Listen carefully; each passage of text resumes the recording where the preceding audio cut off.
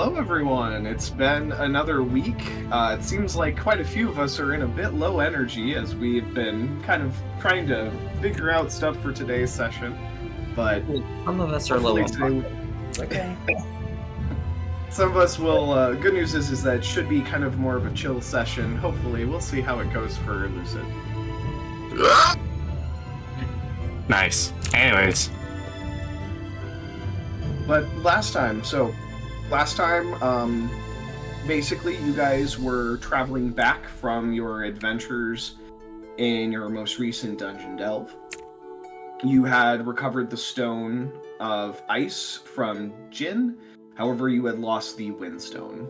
You guys ended up traveling back to the city of Pristania by flying on wild hippogriffs and one griffin.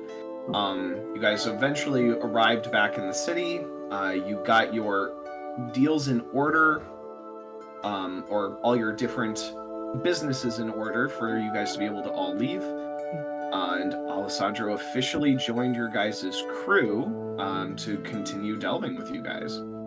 With the comment of somebody has to leave you, help you guys stay alive.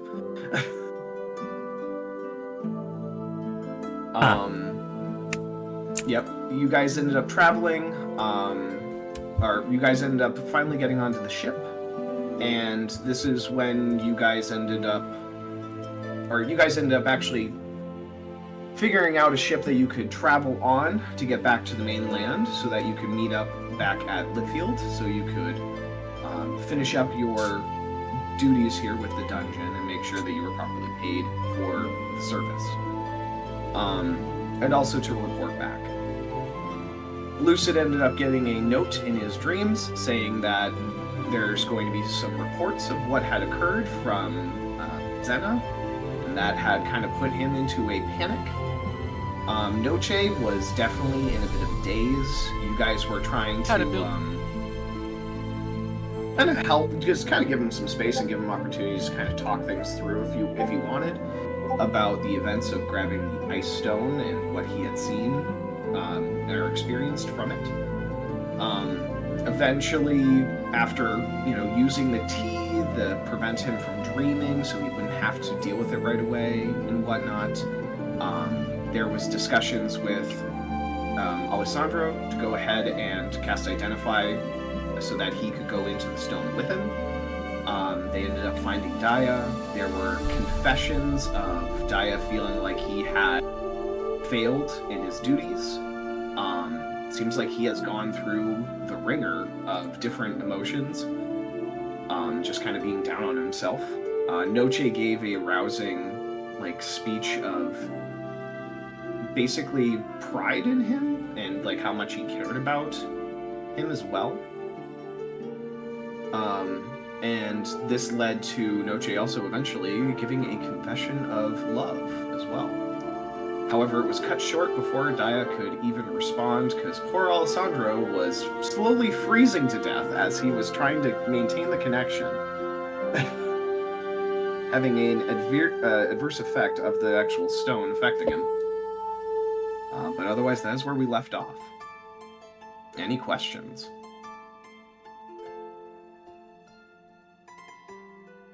Wait, are we allowed to do something real quick? What? What's that? I want to meditate.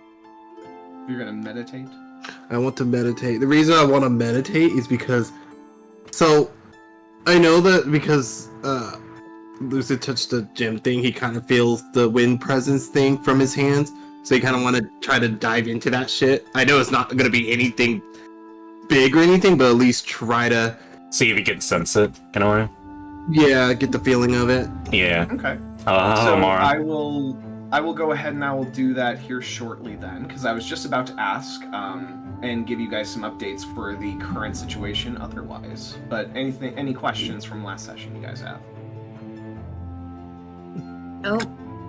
All right. So otherwise then, you guys are currently now on a ship. You are traveling to Porta Strega. Is your guys' location. So Porta Strega is right here. If I can click on it, it's not letting me click on it. I'm not gonna lie. I'm not gonna lie. I thought you said Puerto Rico. Damn. Conceded. So your guys' ship is actually going to be traveling here to this port. Can you see my click? Yeah. Yes. Cool. Awesome. So you guys are currently traveling on a ship that is just carrying cargo and goods for the city there. You guys know the captain that you were able to speak with. Their name is Jonathan Lastlight. He is a fox that's just delivering cargo to the port. That's my middle name. Why? I didn't know that, but all right. Damn you, Jonathan! Middle name. But otherwise, then, I'm gonna have to take you guys here at some point. This place is a lot of fun. damn, Huh? you'll find out eventually. Anyway, What? so it's going to be about a good 6 to 7 days of traveling at sea to get to Porta. I'm forgetting the name all of a sudden. Puerto Rico. Going to Porta Porta Strega. Strega. Thank you. To Porta Strega. So I was going to ask then if you guys wanted to do anything during your downtime. So Lucid, you wished to go ahead and meditate during some of your travels here. Yeah. So let me think about this here. I'm going to go ahead and state, give me a flat wisdom check. So just roll a Why? d20. Why? You know my wisdom suck. Why would you do that? Roll a d20, and then we'll Oh, add your D20. wisdom. Yep, and then we'll roll a and then we'll add your wisdom modifier to it. So just roll a Alright. d20. All right, and then we'll add your wisdom modifier to it. How do I do that? That's the number above. Whatever is your like- modifier for your wisdom. So I go to wisdom? Just tell me what your wisdom is again. Oh, wait a minute. Let me look at my. The big small number in the wisdom. What is it? My wisdom is the small number or the big one? Doesn't matter, I'll know. The small number is 18. The big one is 4. Okay, so you have a +4 to your wisdom. So you got a 14. Okay. So you go ahead and you're just kind of meditating, kind of trying to clear your mind. It's a bit rough with some of the things that you are still kind of considering from everything that has kind of happened in the past few days to like about 2 weeks almost. And you're kind of self-reflecting through a lot of that moment, and you're just trying to calm your mind for just a little bit. And you kind of bring your breathing down. And you know how a lot of times when you are meditating, sometimes you have like random visuals that kind of come to your mind that are different from what your thoughts were as you're just trying to clear your mind. And you swear that you just kind of feel this sense of wind kind of moving across your face, across your body. It's you definitely sense something that just doesn't feel the same. You do feel a bit lighter.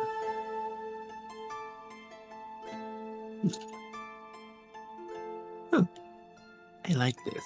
I like this. Blue like this. Mm-hmm. So you seem to have something that has affected you. You're not quite sure what yet, though. Okay. Anything else that people would like to do during their downtime here? Because you guys are basically going to be just traveling at sea for the next few days. Yes, there are 2 things I would like to do. Okay. The first is work with Hootie some more. You know, like, just work with her, train her a little bit. And the second is to try and commune with... give me just a second. With your whatever the name that thing is. Yeah, with my dragon. I'm trying to remember her name. I have it written down.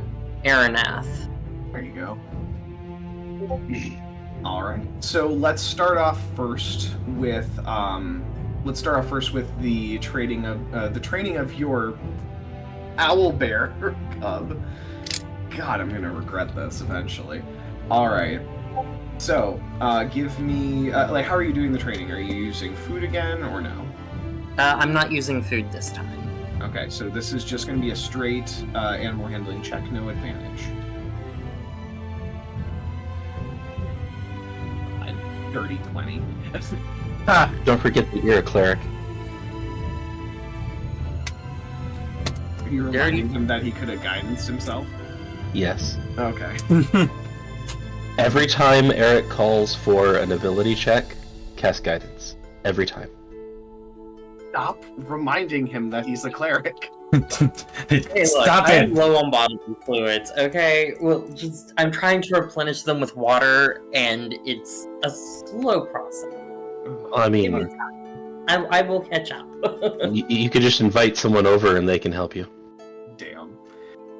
Alright. So the training seems to go really well. She seems to be obeying your commands pretty well, and like as you are traveling, you do notice that she is actually, you know, her behavior is improving more and more as well. Wow. That's my girl. Alright. And then before we get to Araneth, and talking, communicating, anything else that people wish to do during some downtime here? I sure like to. I'd sure like to see if I can maintain my bow, see if I think I could help myself in like practicing, but that's a. Like you just kind of want to practice with your bow a little bit during your time here on the ship? Yeah, mostly just to get used to the new blade that I got, and also the new bow, just to make sure. Sure. So you go ahead and you're continuing to kind of practice on the deck. You're kind of using the daggers. The motion seems very fluid and simple. You're using your bow and whatnot. While you're training, specifically with your daggers in hand, you're kind of just, again, you're feeling that weird, like, movement, that weird, like, wind-like sensation. And it's just kind of tricky and whatnot. Go ahead and give me I will allow a Arcana check or an Investigation check. I think I suck at both, so. Bit of both intelligence. Yeah, I suck at both. So, in that case, if it doesn't matter, I'll just do Arcana since it like feels a bit magical thing. That's fine. Oof. Yeah, that's. It's you really are just like something just doesn't feel the same.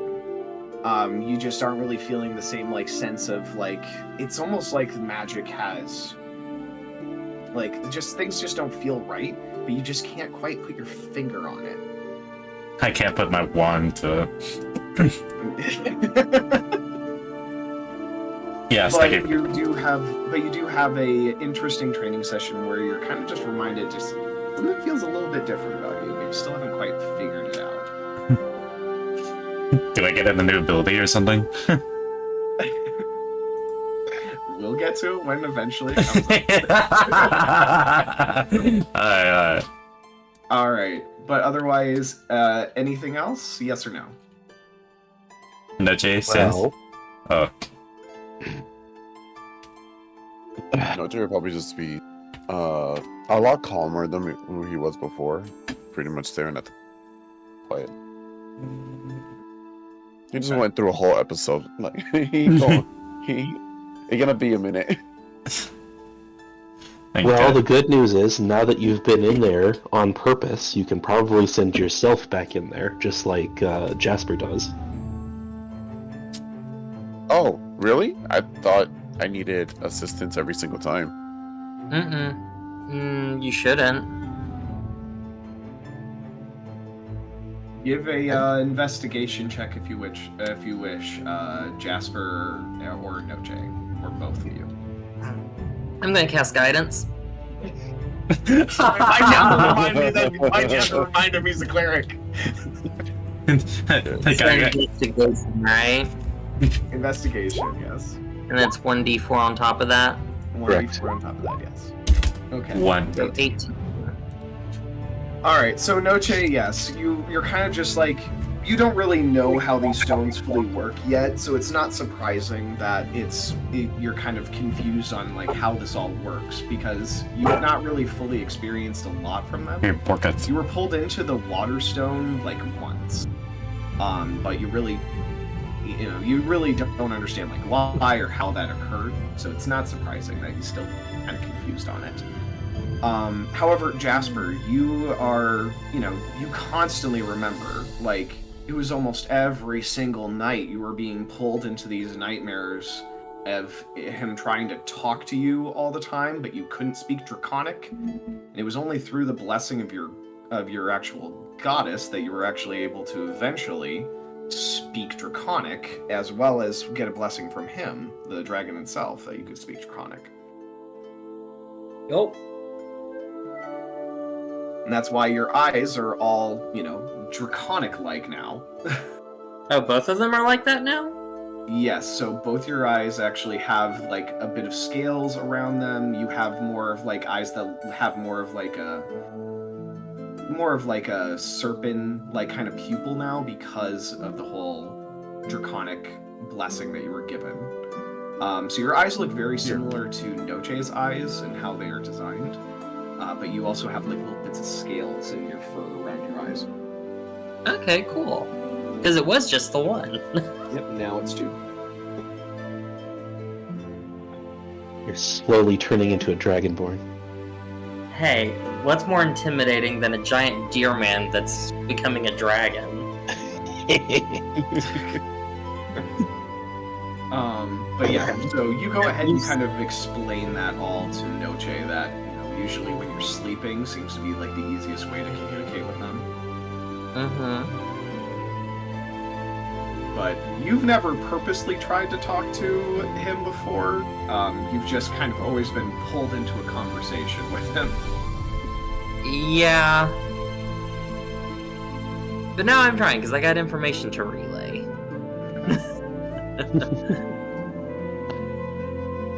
And then Alessandro will just like to try and get everyone together on one of the nights and be like, alright, darlings. That last one was a little rough, and we seemed to stumble a little bit over our capabilities. I think it would just be a good idea if we sat down, laid all of our cards on the table, and talked about how we might be able to support each other better.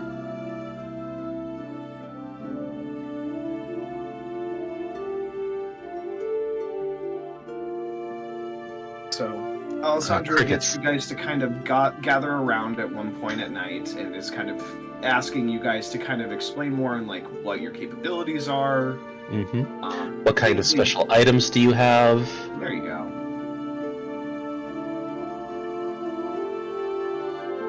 I can start. I have a magic rapier that sheds light, and I have a magic ring that allows me to cast an enhanced version of the Vicious Mockery cantrip. I have a large number of defensive spells.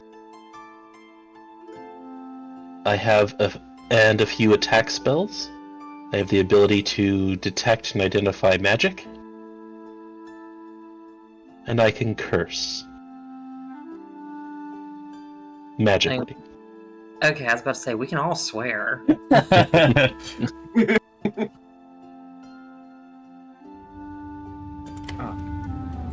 So, how about we go one at a time then? So then, let's go with Jasper then. What are some stuff that you might have that's considered to be magical, or things that you have for like items, things that might be useful for the party and whatnot? So I've got my holy symbol, which is my ring. I have 8 Dust of Dryness beads, which all have water in them. I still have my Medal of the Maze, which will point me in the right direction if we get lost in like a dungeon. As you all know, I have the water dragon gem. I have a Scroll of Featherfall, a formula book, a Diamond of Unknown Value, I think it's a diamond, a spell book, a Bag of Holding, some Steinleaf tea, 3 doses of that left, 5 alchemical fires, alchemical materials for 2 potions, spell scroll of Remove Curse, a scroll of Grease, and a scroll of Augury. I also can do the my Channel Divinities, the Twilight Sanctuary. I can do Misty Step once per day for free. I can do... Oh my god, I can do so many things. I can cast... You don't need to focus on like all of your abilities. I think he's mainly just wanting to refresh on like how you can help each other and whatnot, and if there's like items that you guys have that might be suited, might be better used, or could be handed out to others, kind of thing. Like he's basically like, What is your the dryness bead things do? So they hold water up to... I forget how much. Let me see if it's in my notes. You said that they all had water in them. Yes. What happens when you activate them when they have water in them? Well, if I throw and break one, it'll cause all that water to come out of it. Okay, and how much water is that? That's what I'm trying to... very first fucking adventure, so... Yeah, and I don't think... It's like multiple gallons of water in each one of them. Yeah. Yeah, it's several gallons of water. Like emergency rations, basically.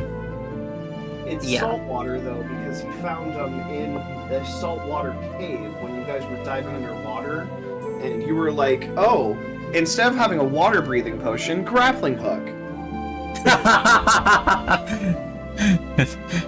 I ended up being used for that later on.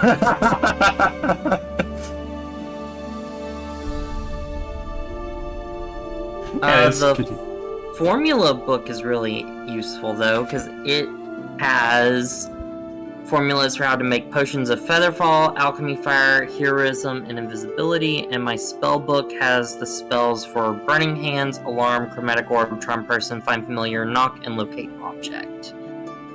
And I also have my Shield of Self-Reflection that is basically a Mind Sliver spell. What did you go? What was the... Oh... I just looked up your magic, your beads. Mm-hmm. Each one is 15 cubic feet of water. Yep. It's a ton of water. And you have how many of those? Let me see. You said 8. I believe so, yeah. Okay. Yeah, I have 8. Oh, then. He's plotting stuff already, god damn it. That's enough to freaking murder somebody. Just saying. Oh my god. Why do you think I haven't used them yet? Wait, actually, what happened? So they were beads of like, so they were like dust of dryness, but they absorbed a bunch of seawater instead of actually being instead of what it usually is used for. So now it's just these beads full of freaking salt water. That's 120 cubic feet of water.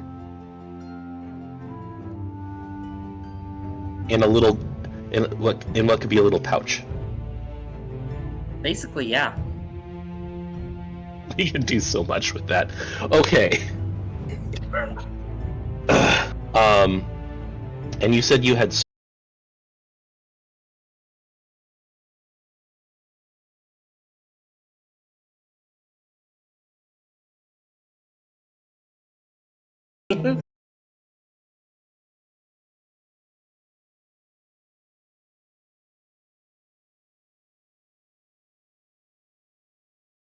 Alchemy stuff too. Anyway, go ahead.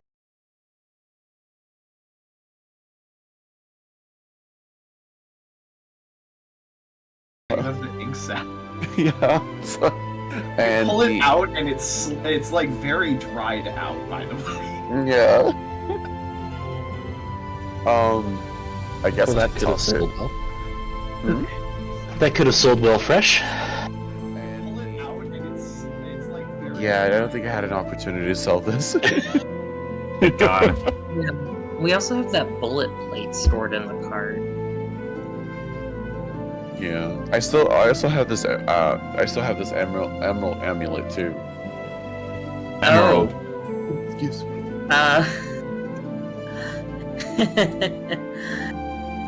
Hey, Eric, sorry, I don't mean to interrupt you, Noche. I just found in my notes some of the stuff that we found in the dungeon that Eric didn't mention.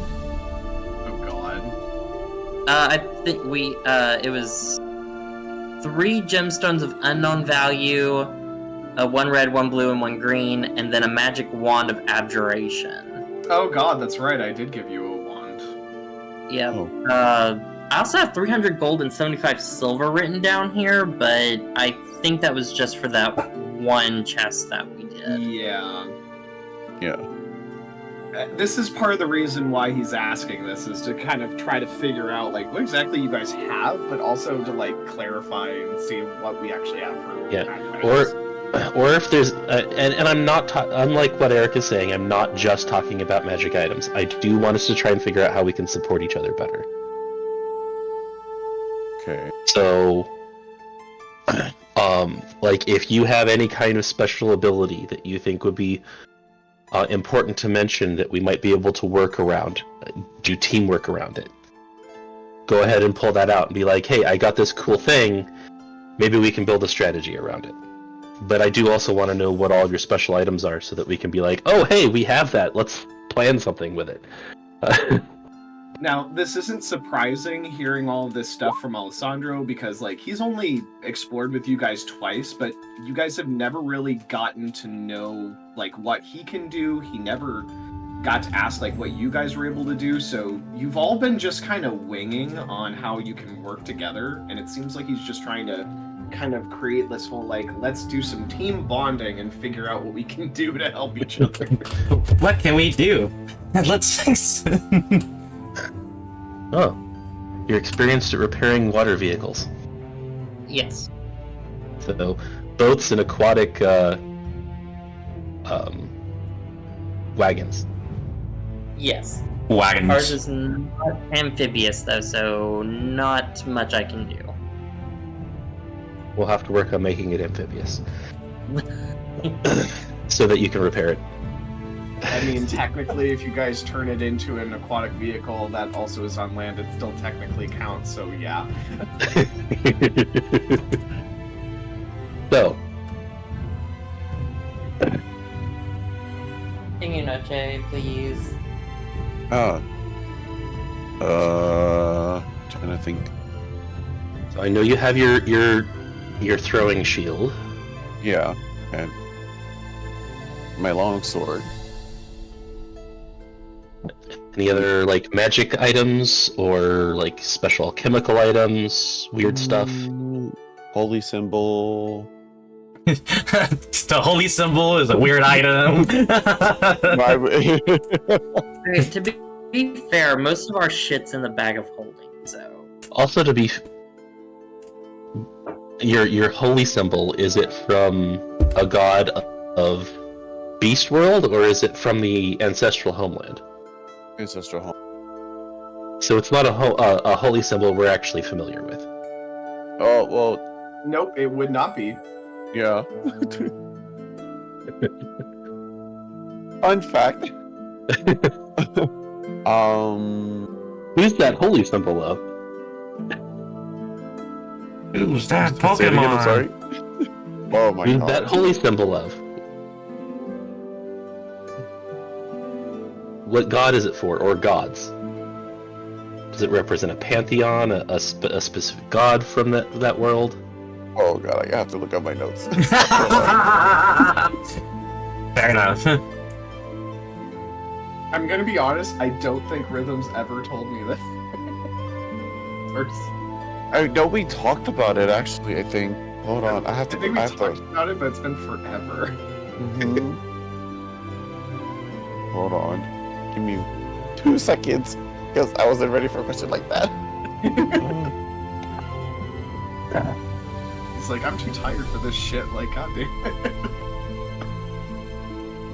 Yeah, you guys have actually seen most of my spells already, so. Oh, okay, so my god is from Abude the Sun Bull. Ah, so it is actually Beast Oh. Wars, it is not. Yeah, it is Yeah, a Beast World yeah. one. You have Yeah, a holy so- symbol of Albay. Mhm. Kind of like one of the 2 symbols on Alessandro's circlet that he wears when he's wearing his half plate. Mhm. You know, his very freaking gaudy half plate that he wore when he was traveling with you guys at sea and in the dungeon. Mhm.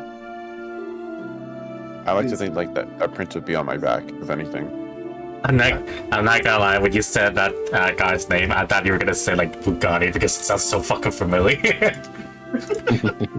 And not familiar, similar, that's the word. To anybody that wishes, they could do a religion check, seeing like his religious symbol, because nobody's ever asked about it. To Bugatti? Sure. I'll do that and cast guidance on myself. God damn it! Stop remembering you're a cleric. 9. Yeah, that makes sense. I don't really care about the religion. Say he's Federal heard the name of it before, but he doesn't know about the actual gods all this much.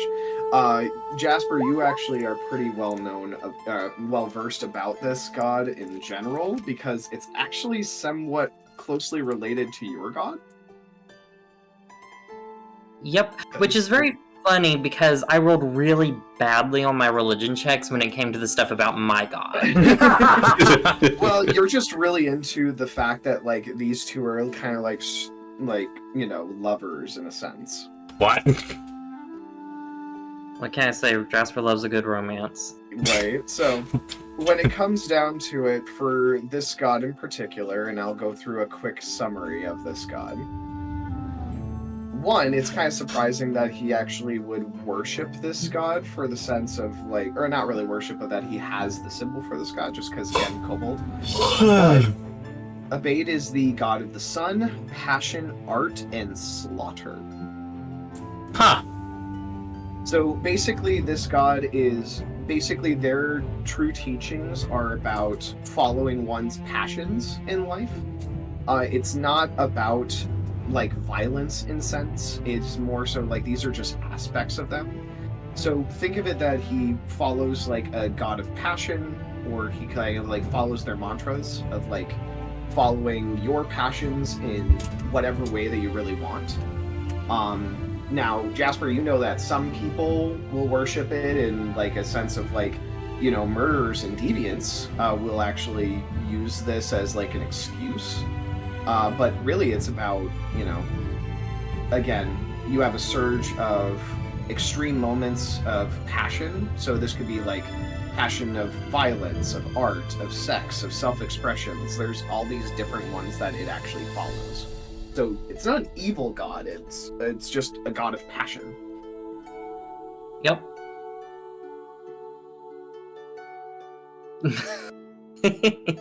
Yep.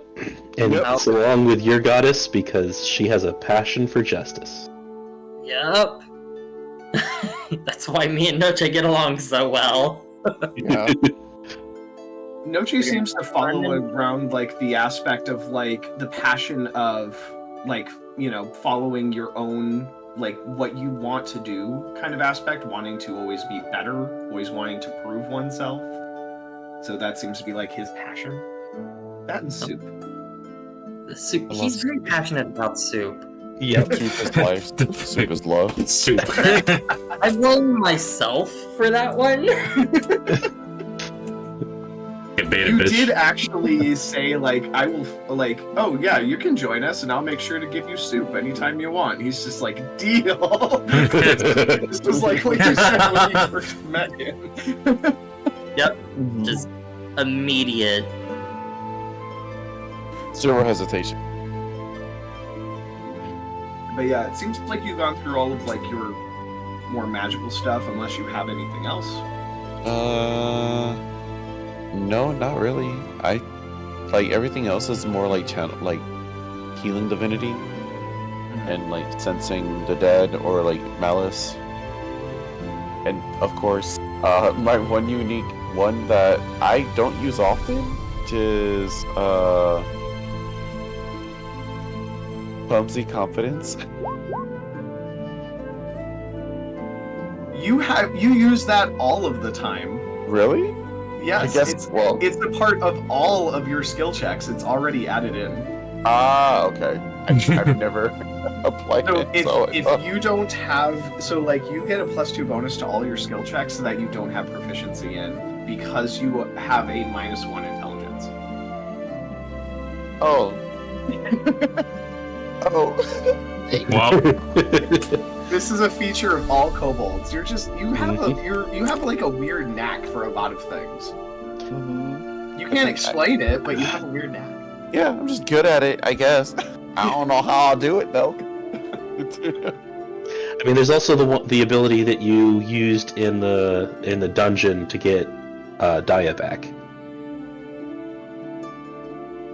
Yes, Yeah, you actually, can steal shit from people. yeah, I have a really crazy sleight of hand, even though I'm a paladin, which is like so opposite. Well, it works out because it allows you to try and get dangerous things away from people who shouldn't have them. Think of it this way: is like part of your training could have been that you were dealing with, like, as a paladin, sometimes you have to fight powerful magic users, and you can always use that ability to like disarm like them from having their spell focus if they have a spell focus, or maybe you're taking like their magic bag wand, or yeah, they're taking away their wand or something that they have on them that gives them their abilities, or just anything that you're kind of fighting someone, like you're taking out a threat or weakening them in some way.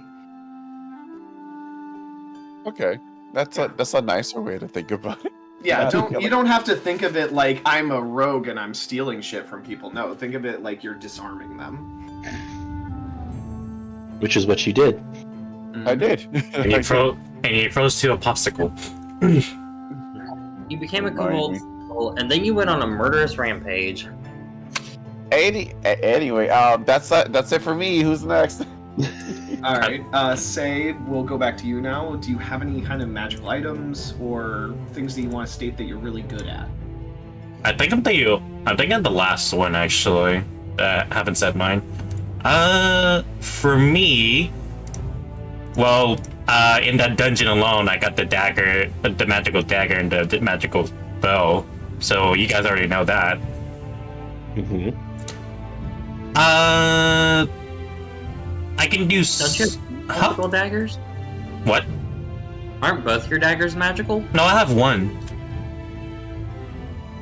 And I thought you he had has two. He has one magical dagger. Yeah, just the one. If we're talking about the mirror thing, that's Lucid. Yeah, No. Lucid has the mirror. There is one other dagger that he has that has a special property, but it's just that it's more easily concealed. Yeah. That may have been what I was thinking of. Yeah, if anything, it has to be more of like a throwing knife, maybe, but not true.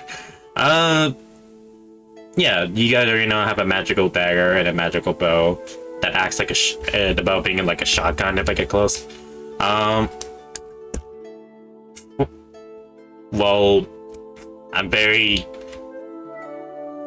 to think. It's like all I can think of is like I'm pretty connected to animals for sure, because I do have quite a bit of spells and shit, and yeah, I have a bit of spells and shit that helps with animals and shit. I I can do single enemy, like if it's a single tough enemy, but my main specialty is group a lot of times. Okay. Do you have any spells that help with groups? Well, I got spike growth, so that's one. That's He's definitely very good something we at can count around. Yeah, so Hunter's Mark, Speak with Animals, Set First Strike, and Hail Outdoors were my level 1 spells, and level 2 is Spike Growth and Beast Sense. Beast Sense I got for free somehow. So, for example, if you cast Spike Growth, I can then Thunder Wave them, and that will push them through Yeah, your then spikes. you push them and like, I need to take more damage. Yeah. So that's gonna be So fun that's for. something that we can... Yeah, we can combo that. Yeah. That's gonna be fun for Eric to balance that out later. And then if I drop a moonbeam on top of them. Oh my god. See, this is why I'm kind of just getting annoyed with Alessandro being like, let's have a team building meeting. I also, oh my god, I can make up to 3 attacks. Yeah, I can make up to 3 attacks because I have what is it called again? Shit, what is it called? Your Horde Breaker ability. Yeah, I have the Horde Breaker ability, so I can attack 2 different targets as long as they're close to it, and because we leveled up, I got an extra attack. So I can make 2 attacks at least 3 if 2 enemies are close by. So that's gonna be something. And then that leaves us with Lucid. I haven't heard if he got back from the bathroom yet. Oh yeah, I was back for a while. Oh, okay. So Lucid, what are some like magic items or things that you have on you, and things that you're really good at for helping the party out? Okay, and I'm just gonna say it very brief. My fists, I can cast darkness. I have a dagger that can make little illusions, and that's it. A dagger? Mm-hmm. Oh, sword. No, it's a small sword, but it Yeah, looks it's like a short Short that's sword. not a dagger. Short sword. Oh, Yeah, short sword is much bigger than a dagger. Oh, I've been thinking it was a dagger the whole time. No, it's No. a short sword. Yeah, no, a Alright. dagger is like a knife. A short sword is like A sword. Yeah, A it's sword. like 3 feet long. Okay. But yeah, I've never actually seen you use that sword. it's for emergencies. I think you've only used it like once or twice. Nope, never used it. What And if would you be willing to let Noche use that? No.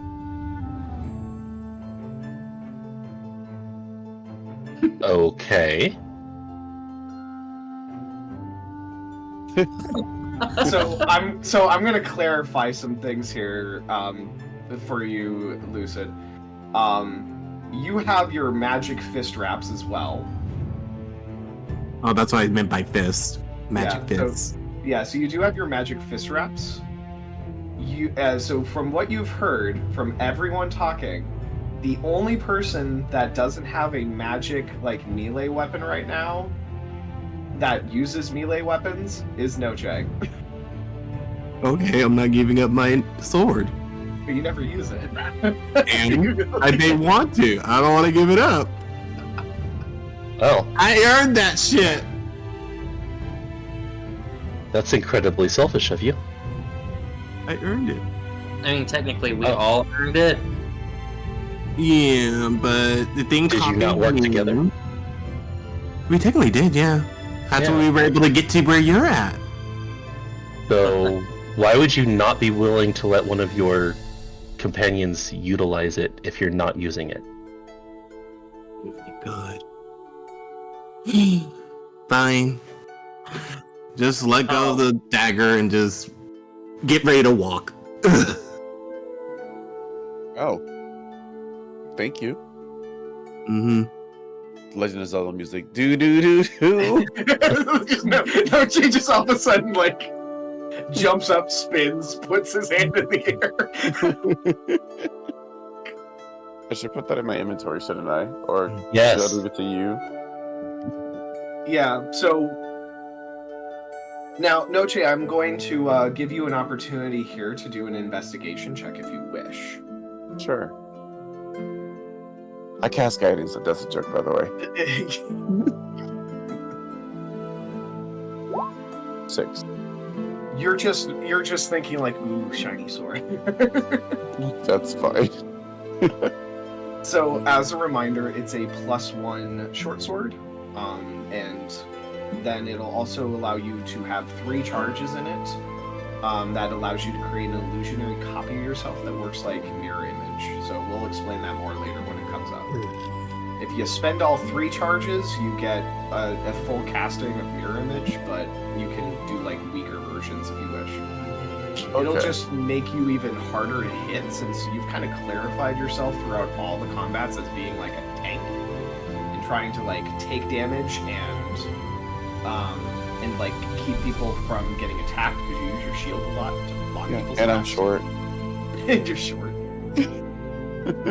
Board. But Okay. Lucid, I'm going to give you an opportunity here as well. You can do an investigation check. On what? Just giving you an investigation check.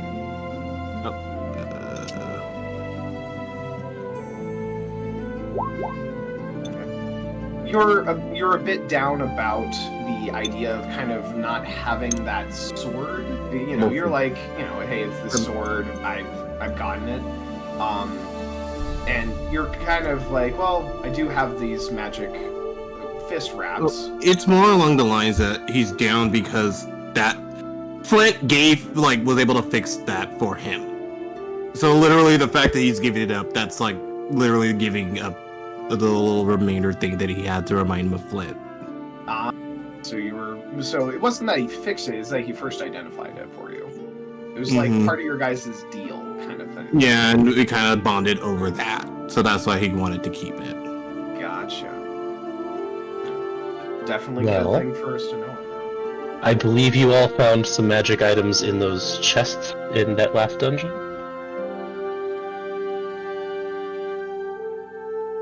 Correct.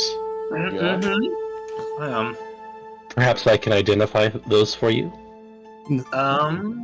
Let me double check what I know that we already have identified. Yeah. So the only things that were identified was the Ruby of the War Mage, and there was the Clockwork. Yeah. Nope. Oh, right. We didn't have Those are the only two that I completely didn't. revealed, but we know that the magical rock is in the divination school, and the wand is in the abjuration school of magic. So you guys And can. for the boots being abjuration. So this is an opportunity for you guys to actually figure out what those items are. Finally, is what Alessandro is actually trying to push. So let me identify those, and maybe we can, as a group, figure out who could best use them. Can I go? No. I think I'm gonna go. No, you need to stay because one of the items might be best used by you. Then you can tell me if it is. I'm gonna go. Jasper casts hold person. Great. Can I No? There is a Wisdom save. A wisdom save, right? Yep. So yeah, Lucid, you can make a wisdom save to resist it if you wish. You have to hit at least 7. Do I just click wisdom? Wisdom saving throw. And the saving throws box. Wait, in the what box? There's a saving throws box. Right. It's just to the right of the stats. Above your skills. Yeah, I'm on those saving throws. So I just click wisdom. Yeah. Mm-hmm. You don't.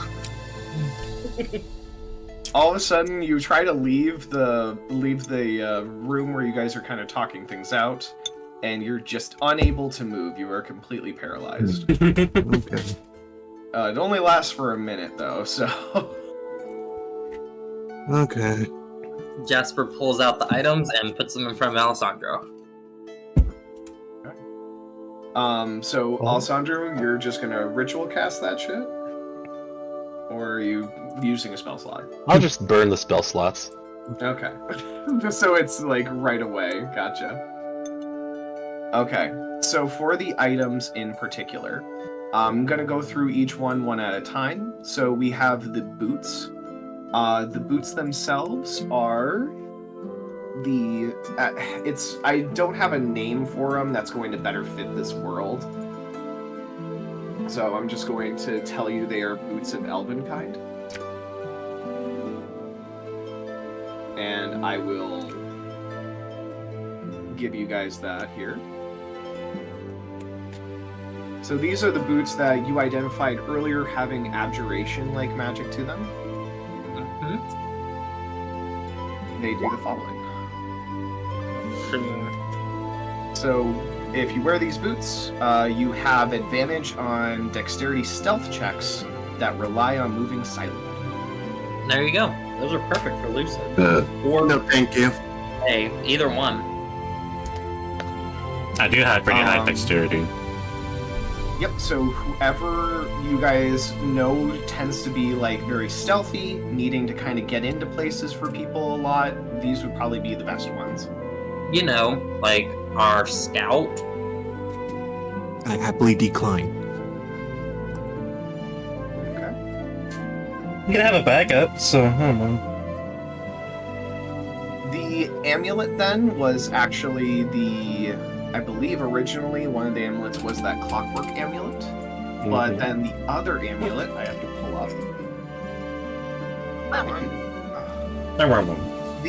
While I'm trying to find this one again for what it does, the wand itself is a wand of detect magic.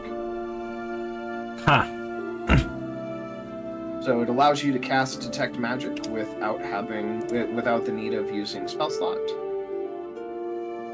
That would be useful for Lucid. Or How many charges does it have? Let me double check the wand of detect magic again, what it does. or Alessandro. Either one of y'all. It has 3 charges. You can expend 1 charge as an action to cast Detect Magic, and it regains 1d3 expended charges daily at dawn.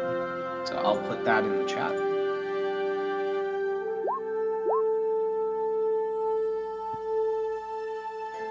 I mean, that would be especially good for someone who... Actually, that would be really good to go with whoever takes the boots, because then they could scout ahead and quickly cast Detect Magic. That way then they can actually detect magical traps and whatnot, I suppose. Mm-hmm. Yeah, like our scout. So much of this would be good for a really sneaky, monk kind of character. I'm good. I'm good. Never. See? Damn, didn't consider the rep and then verb. Why can I... Let's see here. The other one here, the amulet itself. So the other amulet is a Pearl of Power. A Pearl of Power. Yep, so I'll pull that up. Or owl. So it is a uncommon magic item that you can use it to regain a spell slot of 3rd level or lower. Huh. So you're running out of spell slots, so you use this, you regain one of those spell slots. That would Once be per day. good for me or Alessandro, I think. Mm-hmm. Because how many 3rd level spell slots do you have?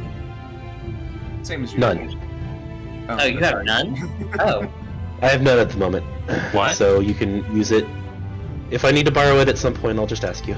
Okay, work for me. Does it regain its power back? Yep, It's at once a dawn- day. Yeah, it's once a day, and you can do that again the next day. Okay, cool. And then the last one here. So, Sinzen, what is this last one? Oh, it's a luck stone. So yes, this stone is called a Stone of Good Luck, or also known as a Luck Stone. This polished agate is on your person. You gain a +1 bonus to ability checks and saving throws. It's a really good item. That would actually go really well with either myself or Noche, because we both get a bonus to all of our skill checks that we're not proficient in. So that would just make us good all-around skill check people. Yep. So you guys can decide on who gets what items then. I will take the Pearl of Power, and Make that's sure you pretty add much that the- to yours. just did. And that's pretty much the only one that would fit for me. I think everything else either goes to somebody else.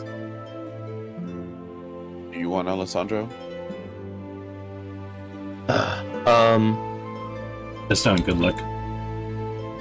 I mean, I would put it to good use, and I'm not above passing it around either. Yeah. Okay, that's fine. I feel like I'm already like hard to hit as is, so Well, it doesn't really do like hard to hit. The only thing that helps with that is saving throws, so it just gives you a +1 to like all your saving throws.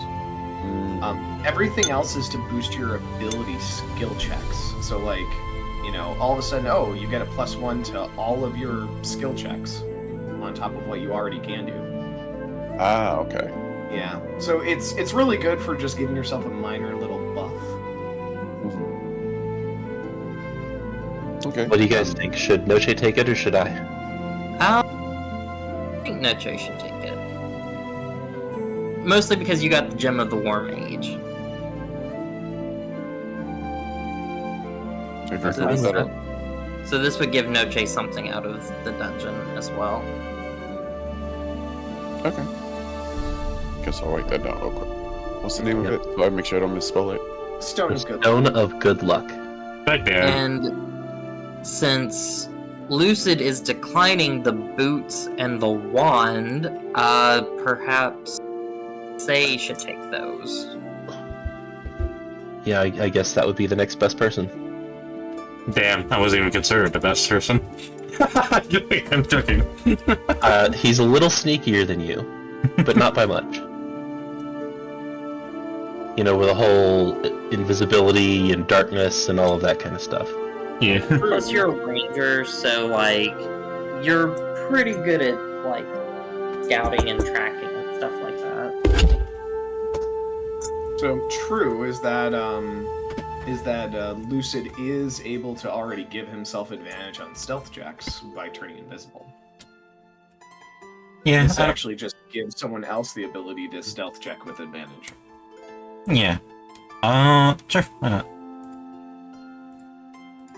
Now I need to. You're freaking... also the squishiest person, so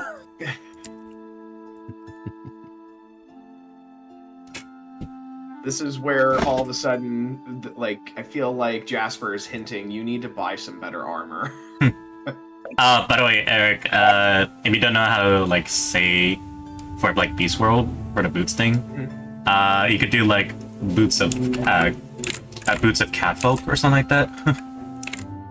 I suppose I could do, like, a boots of catfolk. That would work. Yeah, because it's like, it makes no sound and shit, and cats are a lot of sneaky, so it's like, I was thinking maybe that.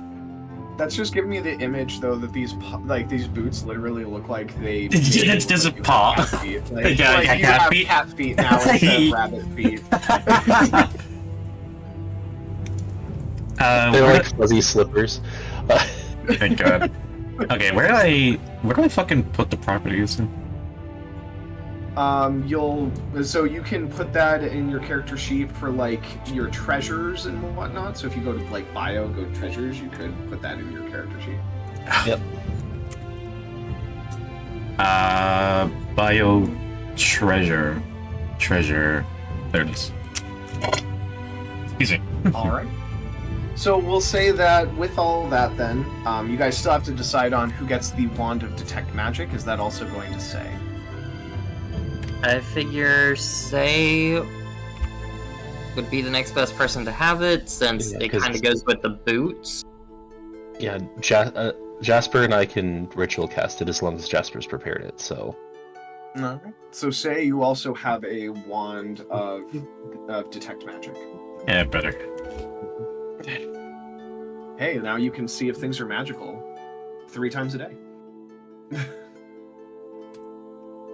Well, Well, actually, I'm going to double check. I don't think it specifies that if you run out of charges, the wand breaks. No, it does not, so you're fine.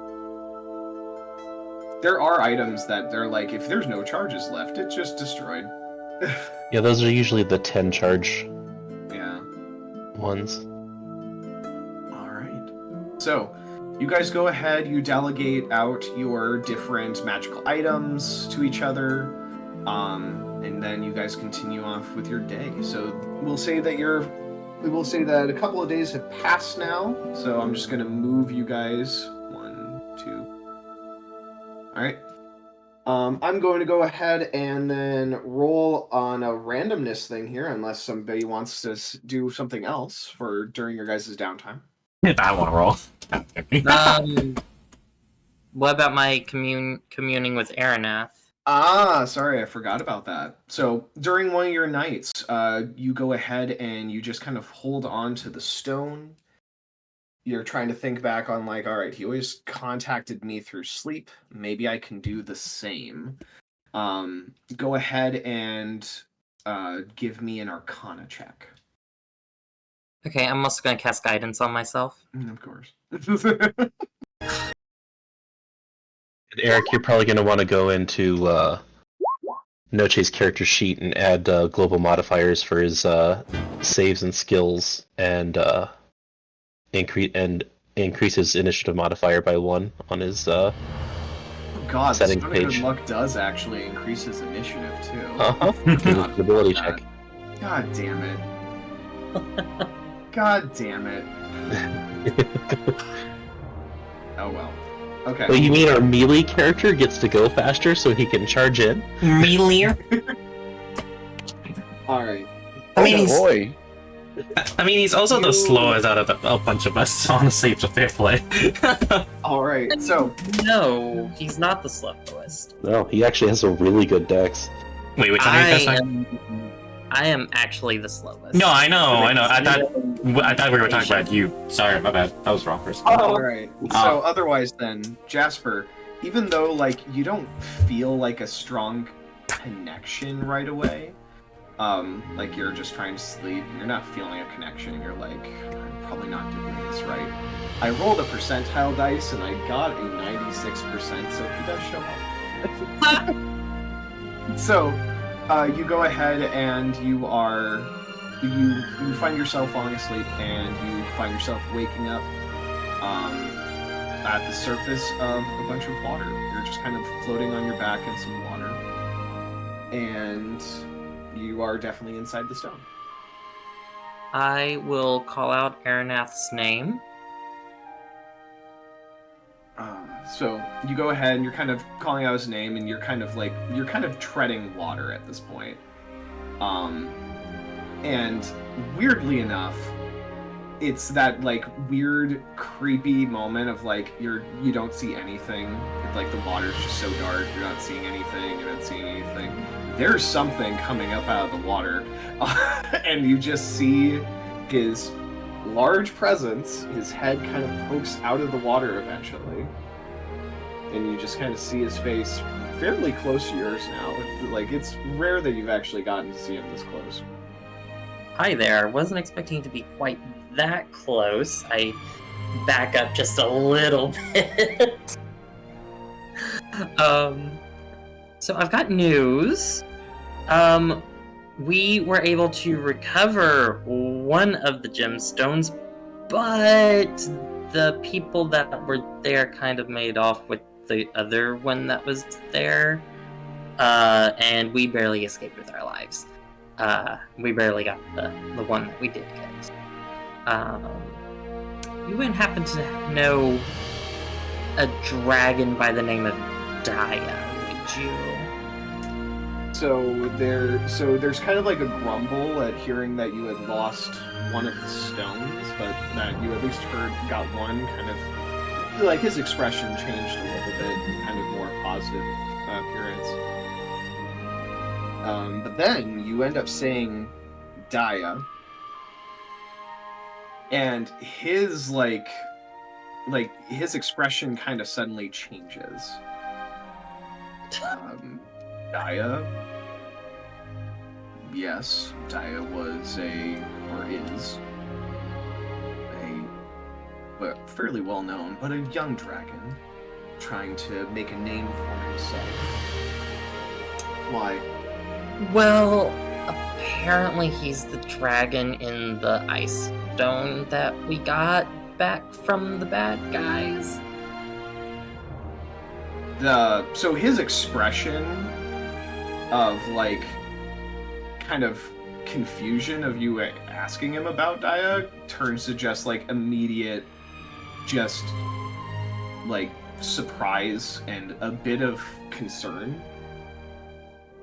So another dragon. What do you mean, another dragon? I thought all the stones had dragons in them. I didn't know that for sure. Okay, how did you end up in this stone, if you don't mind my asking? Because that might be helpful to understand like how this whole process started and what's going to happen if the bad guys get all of you. Because there's a creepy blood wizard trying to collect all of y'all for some reason.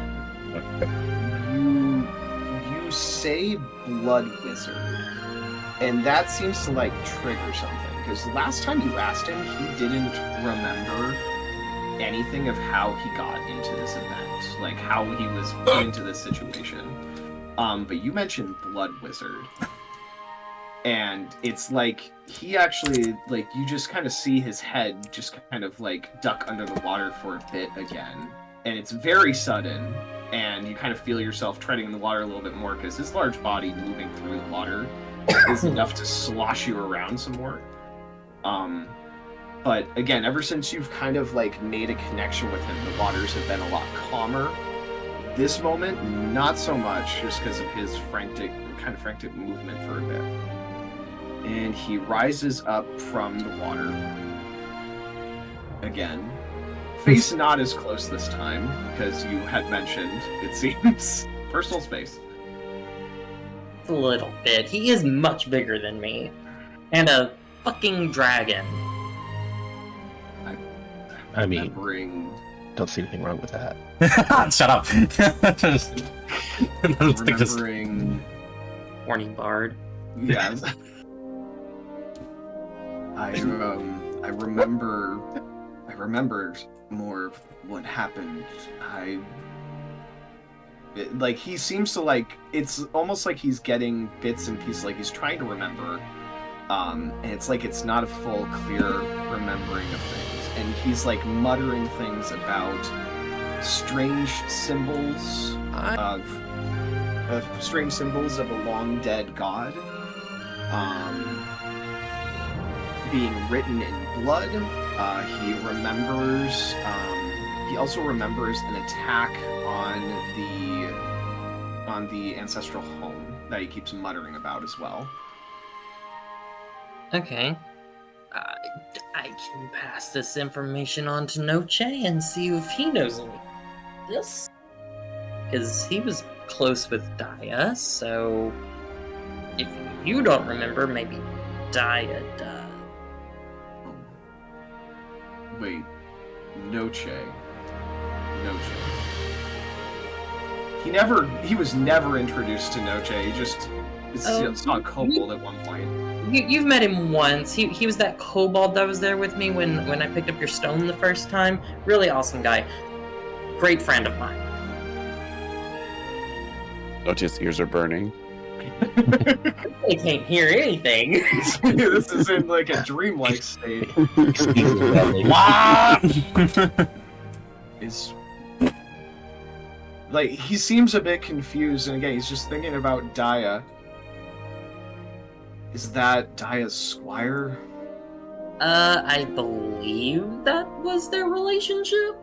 I never understood why a dragon would have a kobold as a squire, especially when they gave themselves their own name. I tend to leave their once they do that. Losing the thread here, Betty. Not important. That part's not important. The important part is So important.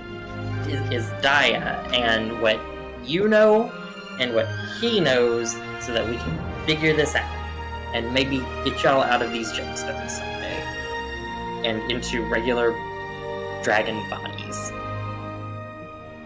That would take really powerful magic to be able to accomplish that task. And who's to say that we can't do it? Eventually. Give a persuasion check on that. I would like to cast guidance. We're Delvers, bitch.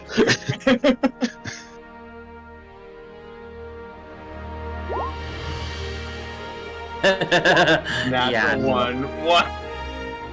Wow. There is actually, you swear to God, this is like you've never heard him laugh before, and it's actually quite weird hearing him laugh at this statement. It's a booming laugh for sure. It seems that one rat has had an effect on you for sure. Maybe just a little bit. But hey, you got a good laugh out of it. And who's to say that it can't actually happen one day? Well, perhaps your goddess will provide some divine intervention. Maybe. But the dragons of the ancestral homeland rival the power of the gods. Who's to say we can't get them to work together? That Not would saying be it's going to happen. quite the task for sure, little cleric. You know, world-saving stakes and all that tend to motivate people. Again, there's a chuckle. But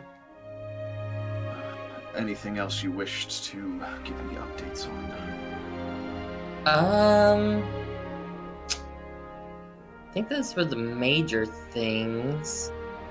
You wouldn't happen to know the locations or the general direction we should be traveling to try and find the other stones, or how many there are, or what they can do you?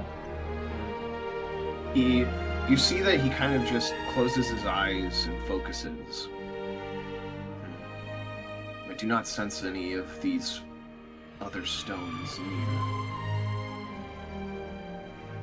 And One is no- very far away. Only one I can sense, but definitely more than a month's travel. oh wow, that is far.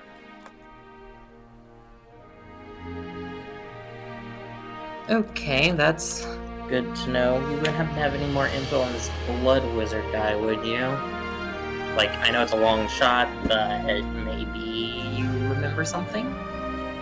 Just remember blood being drawn with symbols around on. So nothing about him specifically other than he's an asshole. Got it. Another kind of chuckle from you from that statement. You are a strange cleric. You're not the first one who's told me that. And Can't you certainly won't be the last.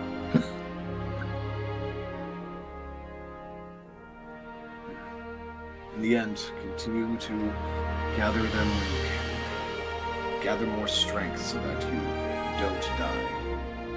Will do, and if you want to lend me any more power, I will be happy to accept it in order to help you out.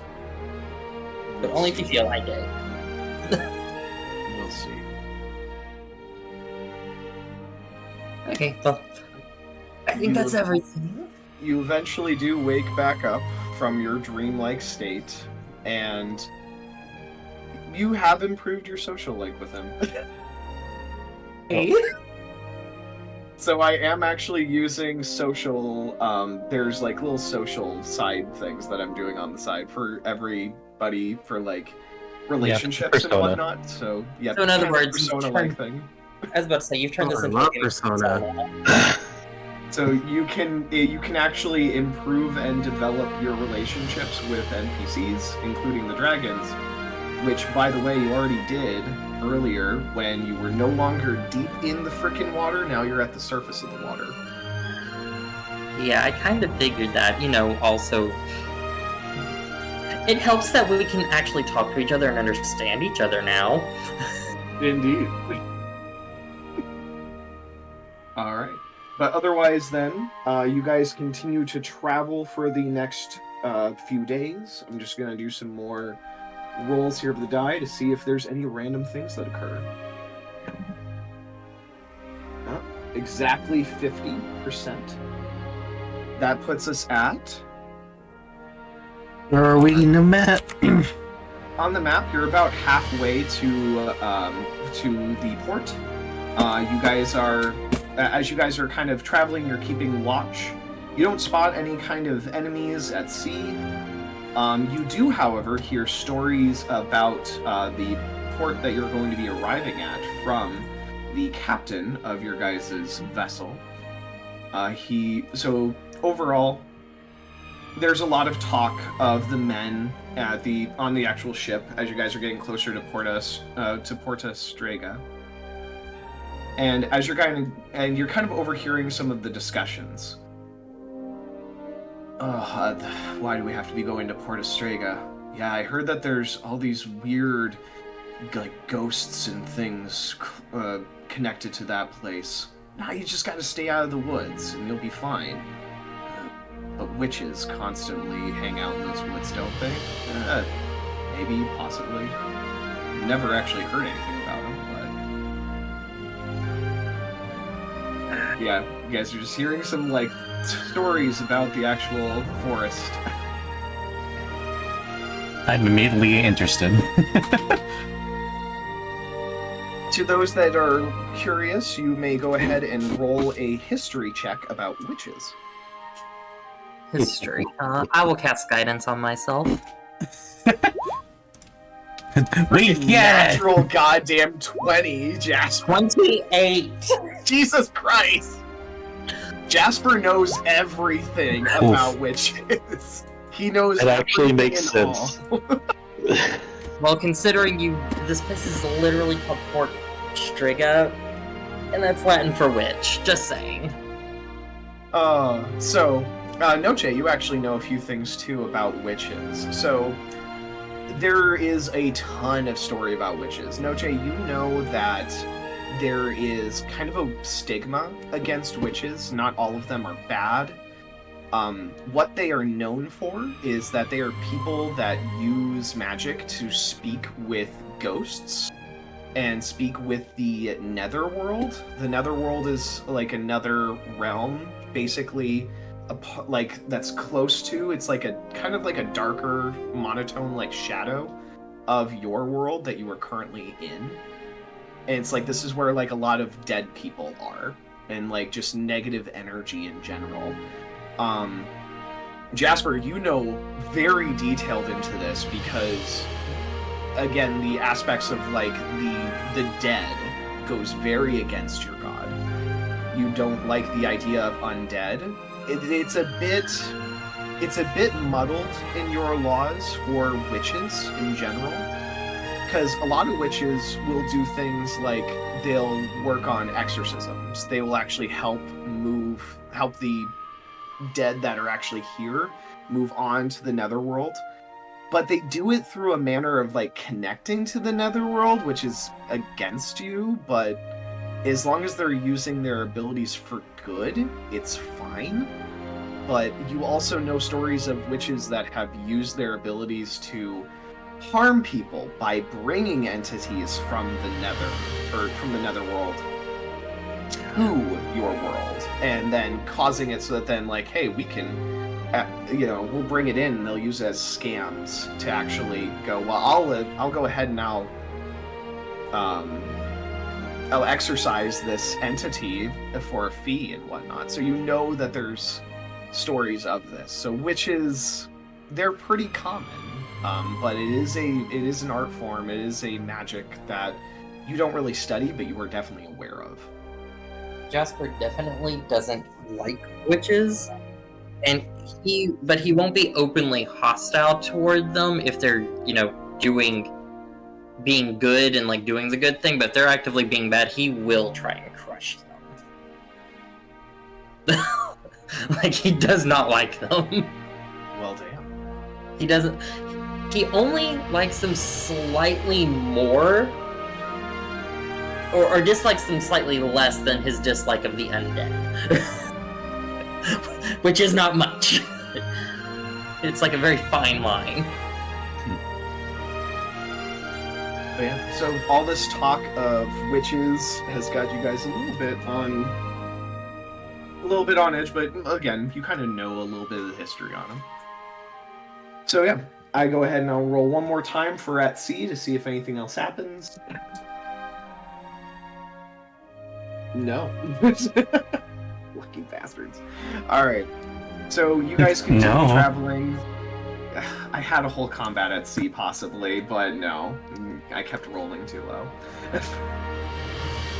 So you guys continue to travel at sea. Nothing ends up happening. The waters aren't even rough the entire time. It's just smooth sailing.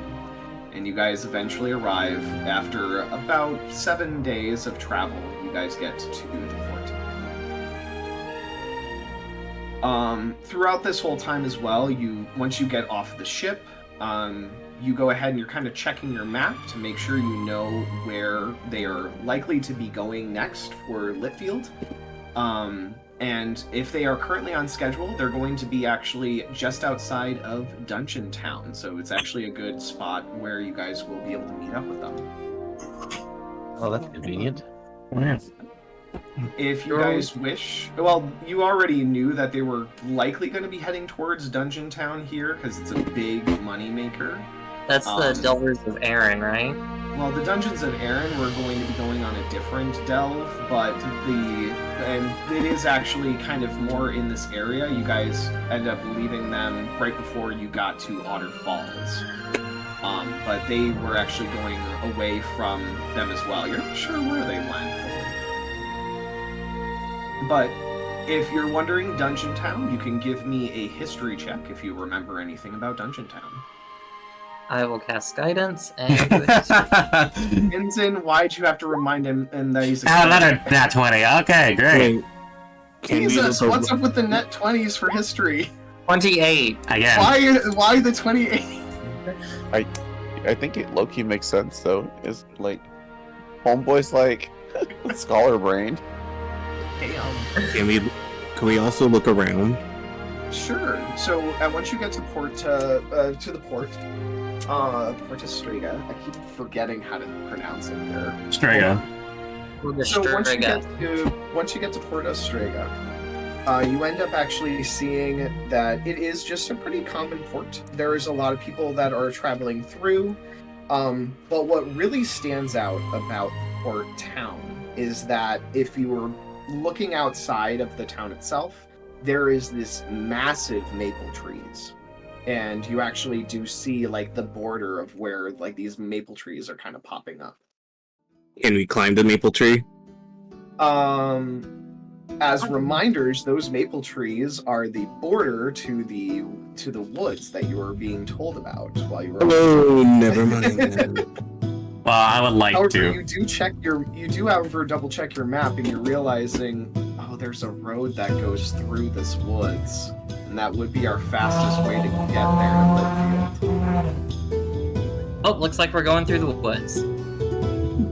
But otherwise, for the port, you guys notice that there's a lot of travelers and traders that are going through at the time. Again, it's very obvious this name kind of gets its name from this peculiar surrounding woodlands. Again, you kind of just, give me a wisdom check if you guys, or not a wisdom check, give me a perception check if you guys wish. Okay, I'll cast guidance. I mean, to be fair, my natural perception is 18, so... Yeah, I know. Sinking 18. Alright. So, Alessandro, you are busy finishing the delegations of working with the crew, so you're not really paying attention to the boat and whatnot. By the way, were you sleeping on your air mattress during the time that you were on the boat? No, I was sleeping in the captain's quarters. What? Got you. There's definitely these moments of like you guys are like I'm gonna just state like everybody else's perception checks were so low. If you got like a 10 or lower, I'm gonna say that you notice like there's some like flirtation from the fox towards Alessandro as he's Wait. like kind of talking things out with him. Can I do something else that's distracting? Sure. I think Lucid's just looking at the pearl that Flint gave him. Okay. Because he's still a little bit down about losing his sword.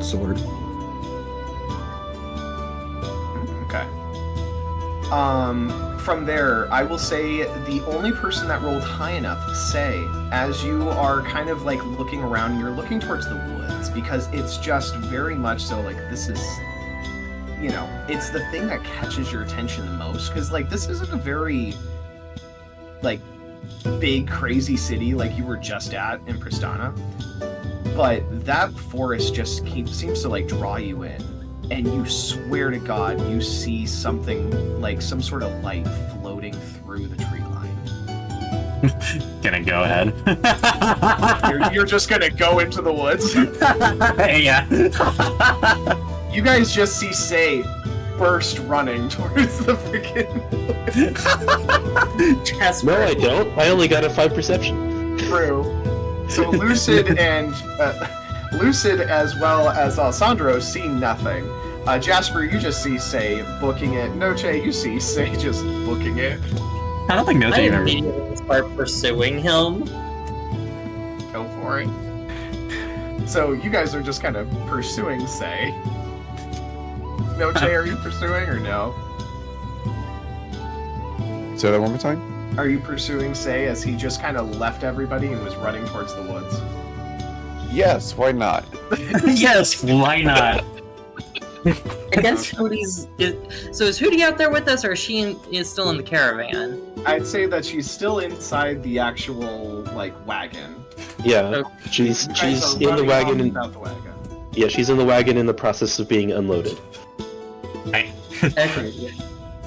So you go ahead and you are just continuing to run. The others are following suit. Unless they are doing anything crazy to stop you, you eventually do get to the tree line. And yeah, you get to the tree line. You're not seeing those orbs floating around. It was like you saw some sort of light or something floating around in the trees. You eventually get to the tree line and like it's just very weird. Like you go there and it just suddenly everything feels colder and it's a lot darker even though it's like the middle of the frickin' day. And you continue to like look through the actual forest itself of maple trees and yeah, you're not seeing those orbs of light anymore. Can I use the wand to detect magic? Go for it. Yeah, so I'll use the wand to detect magic. So you actually do not detect any magic. Your eyes suddenly glow blue, and you're kind of scouting. You don't see any magical auras or anything like that. Okay. Interesting. Eventually, Noche and Jasper finally catch up to you. What? The fuck? Why did you run off? If you didn't notice, Noche was climbing on your back. Noche's just on your back. Jasper's stretcher wasn't high enough that he noticed Noche was just sitting on his antlers. Jasper doesn't care. He doesn't mind when Noche climbs on his antlers You're like that. realizing more why that's why you're breathing heavier, as you were all of a sudden carrying a kobold wearing heavy armor. Yes. It was a good workout. But seriously, why the fuck did you run off to these trees, to the woods for no discernible reason? Nothing. I was just excited with the woods. I haven't been in the forest for a while. Yeah, So because... sprint like that? Huh? Sprint like that? Like we thought something was wrong. Well, I did see something, but I guess it's just my imagination. Otherwise, I just wanted to... Jasper interrupts you and immediately goes, "What did you see?" I'm not entirely sure. It's like some kind of like a... Like, super intense. I'm not entirely sure. I think it was like a ball of light of some sort, but I don't know what it was. Jasper, you can go ahead and give me a religion check. Noche, you can do the same if you wish. A religion check. I will cast For guidance. Yeah, there we go. And I will pray first. Noche, I will add on your +1 from your stone of good luck. Well, it doesn't matter with your religion. You have a negative. Okay, see, it makes sense. I got an 18. All right, +1. so Jasper, you're kind of like hyper fixated, focused on like all the different things that it possibly could have been, and Noche is just sitting on your shoulders or whatever. It's just like, oh, so will-o-wisps. Oh, that could make sense. Okay. Yeah, that's what those were. That you should not follow those. Do you think they're still nearby? I'm going to reinforce this fact that now you guys are actually up against the woods itself. You both also are just feeling like it's just dark in there, even though it's midday, and you are feeling a lot colder. I'm gonna go ahead. Oh. Go ahead. No, I'm just saying I'm going to use my Vigilant Blessing. I was gonna use Divine Sense and see if I sense something that's evil. Okay. So with your divine sense, Noche, oh yeah, you definitely notice things that are, undead in the area. Oh! They're not moving towards you or anything. There's just a lot of undead in this forest. It's only 60 feet. Yep, you're noticing within 60 feet. Like, there's things that are moving around. You can sense them. But it's not like they're moving towards you or anything.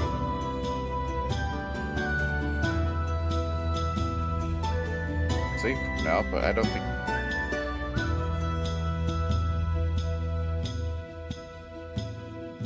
You cut off after I don't think. Oh, my mic is being dumb again. I said, I don't think we should be here. We should probably bounce. Probably a good idea. As you guys are kind of then remembering, oh shoot, the best road to get there is through this woods.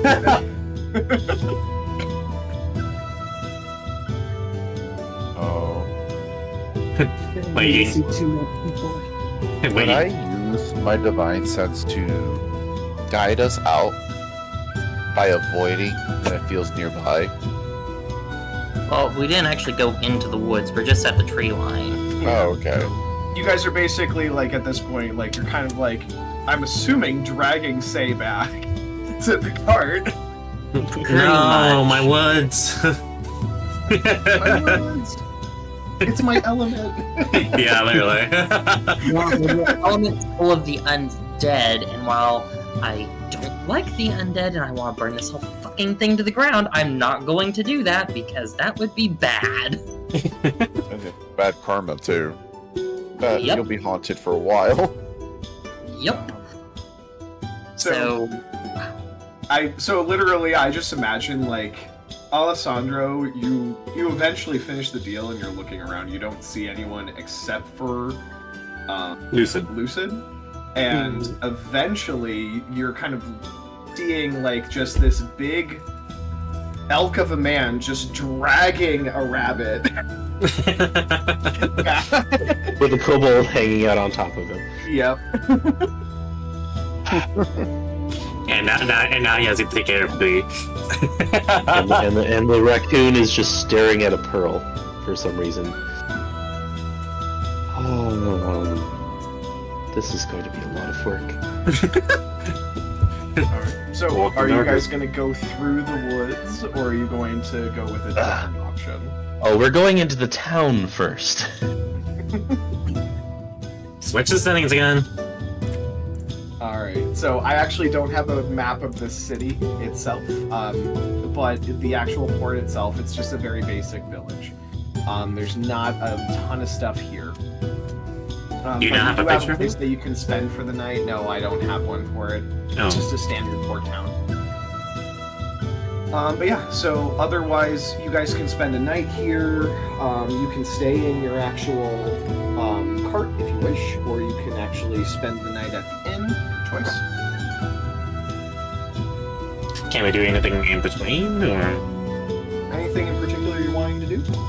Yes.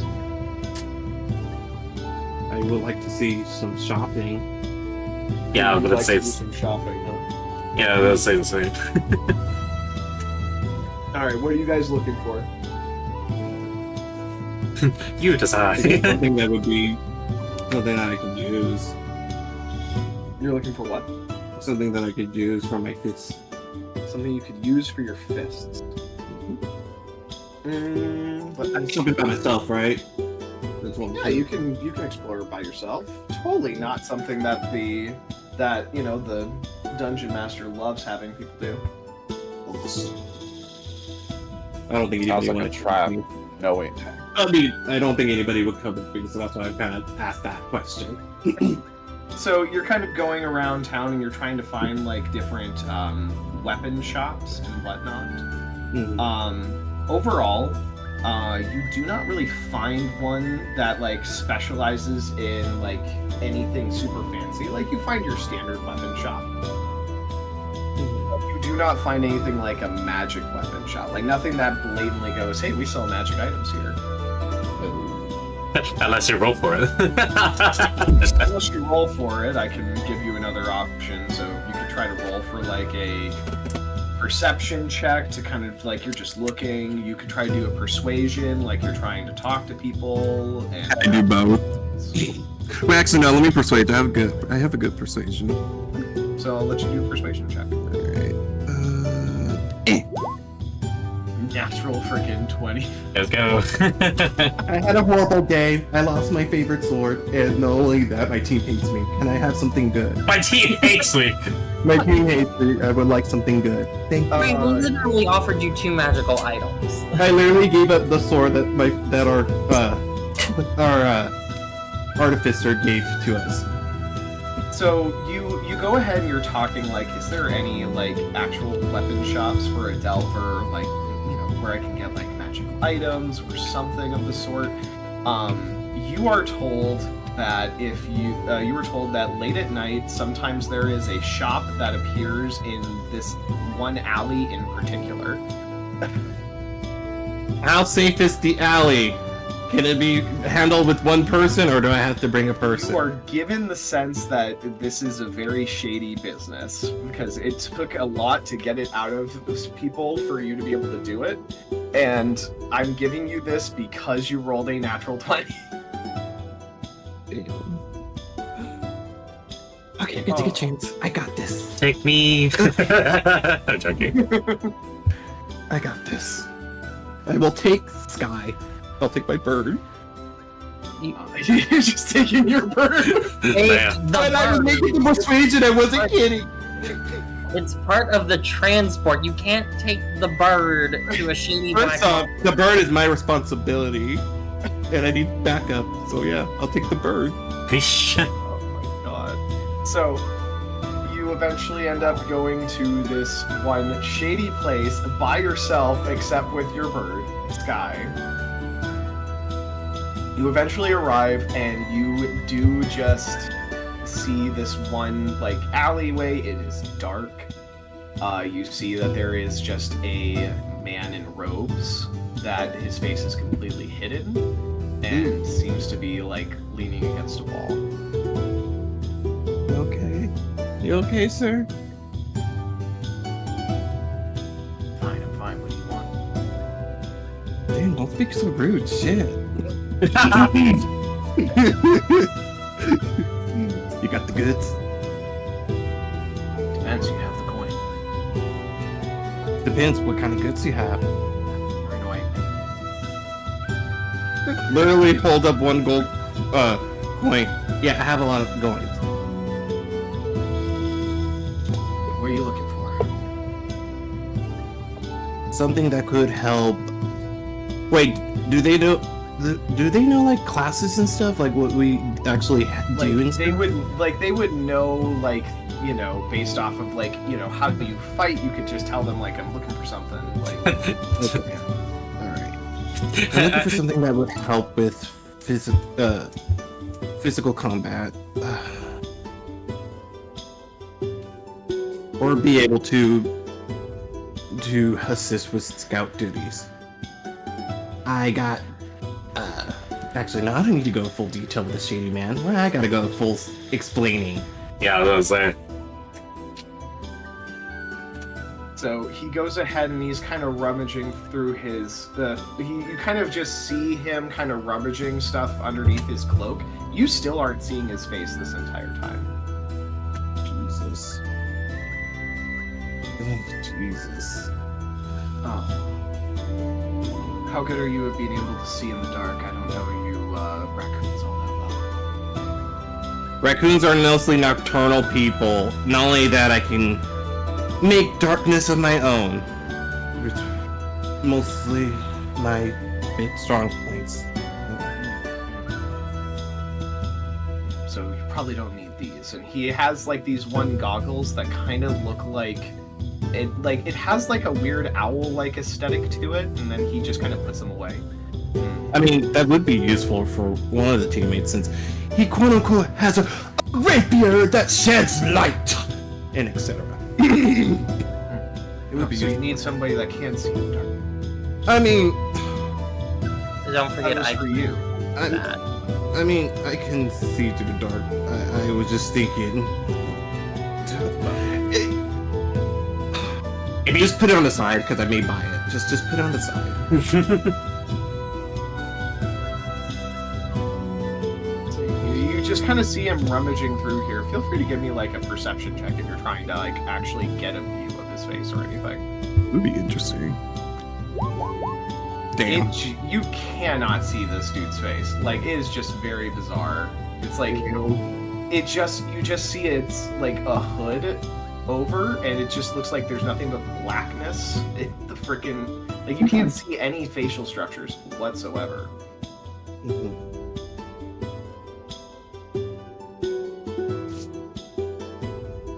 Oh, you're having me pull up a bunch of different like magical items that randomly you immensely. Well, I mean, everybody got something. I gotta deal with something.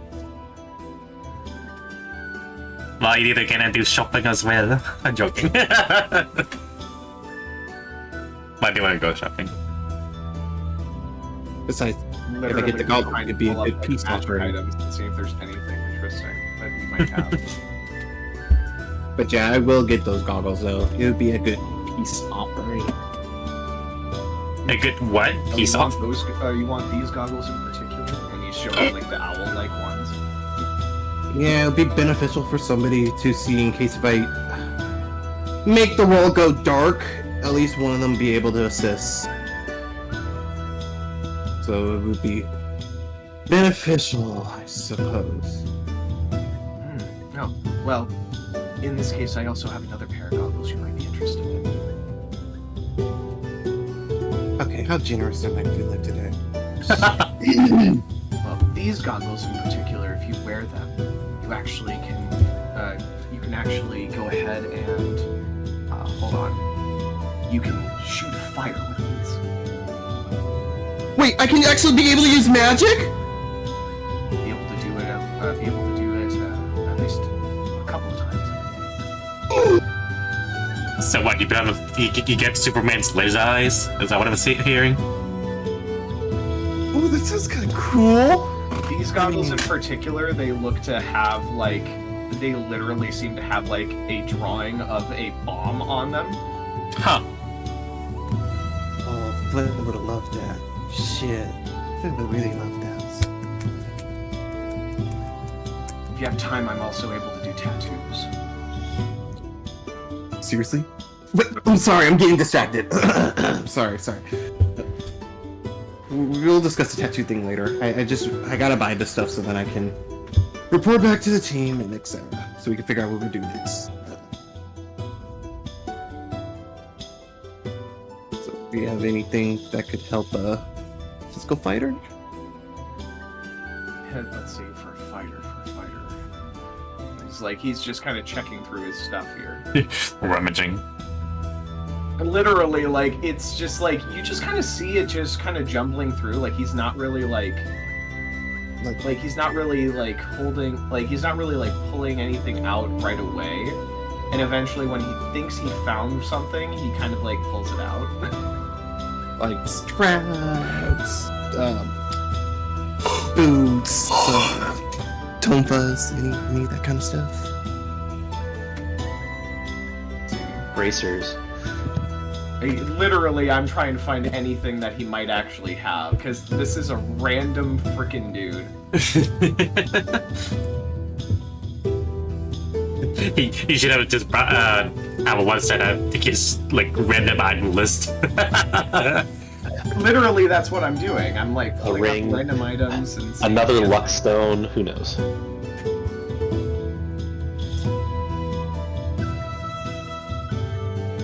And he eventually, you just see him pull out a staff. Staff. Oh my god, you're gonna make me Donatello. Are you kidding me? It's up to you. What does the staff do? Give me a second. This is a staff. What do you want? I'm Well, remembering he the knows team that of he's people, just like, well, if you actually really want this, it'll actually turn into a snake. Holy shit! Wait, is the snake poisonous? Yes. You mean venomous? So I can have it bite somebody and it'll kill them? Somebody, maybe, possibly. Wait, do they eat rats? Because if so, then I may have to say no because we have a rat in our team. Damn. Don't a lot of snakes eat rats? Yes, but we have one in our team, and as much as he kind of is insufferable at the moment, I kind of don't want him dead. Let's see, what's the word I'm looking for? I like him enough that I don't want him dead, but I still don't like him. And he like goes ahead and he like puts it back in and he kind of just continues to shuffle through. And then he pulls out another staff. What's one that one do? Wow, it actually gets this one in particular is just really good at hitting things. So it's a normal staff. I mean, yes. It looks really well made, but he's like, he doesn't seem to be giving you any other details on it. Okay, let's go one more time. Let's try to look for one last thing, and if not, then I'll just take the goggles and we'll discuss on the tattoo later. Oh, you're such a... And he just like, puts it back in. Excuse me, I'm sorry. Shit, like literally, dude, you should see what the other people have. They got like really good shit. I look like crap to do. He kind of looks over you, and he notices that you have like darts on your person as well. And so he goes ahead and he pulls out some darts.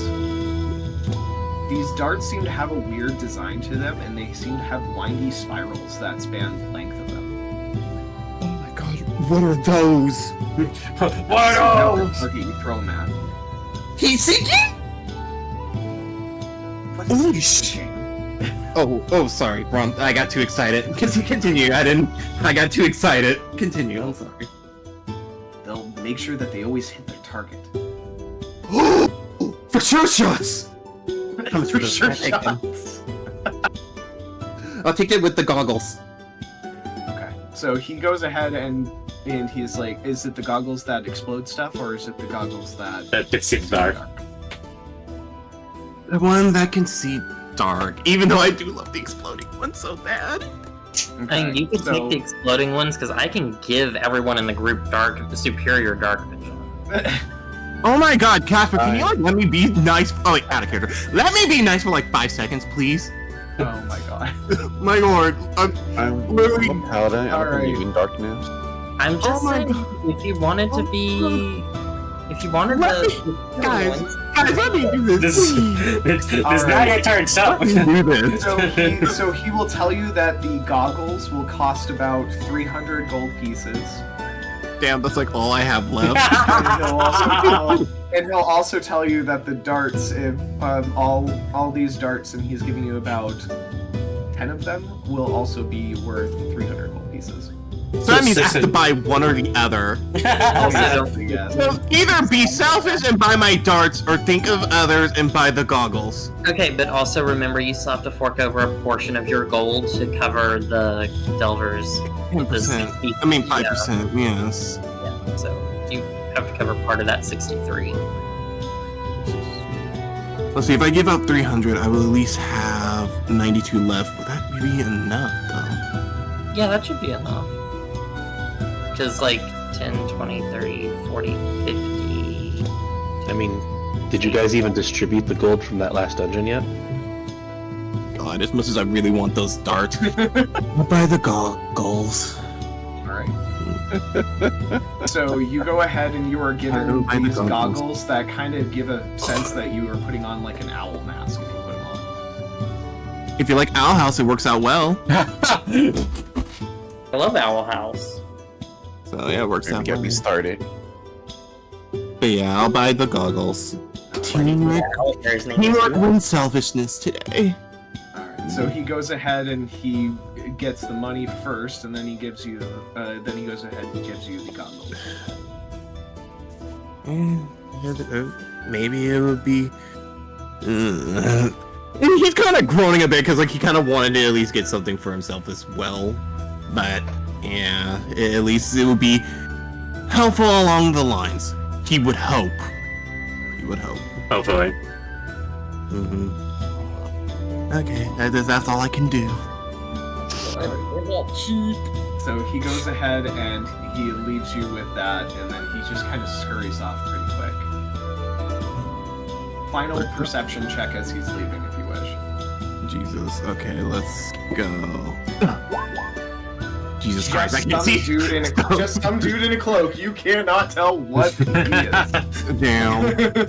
Man. Okay, Sky. Let's go back and show them what we got.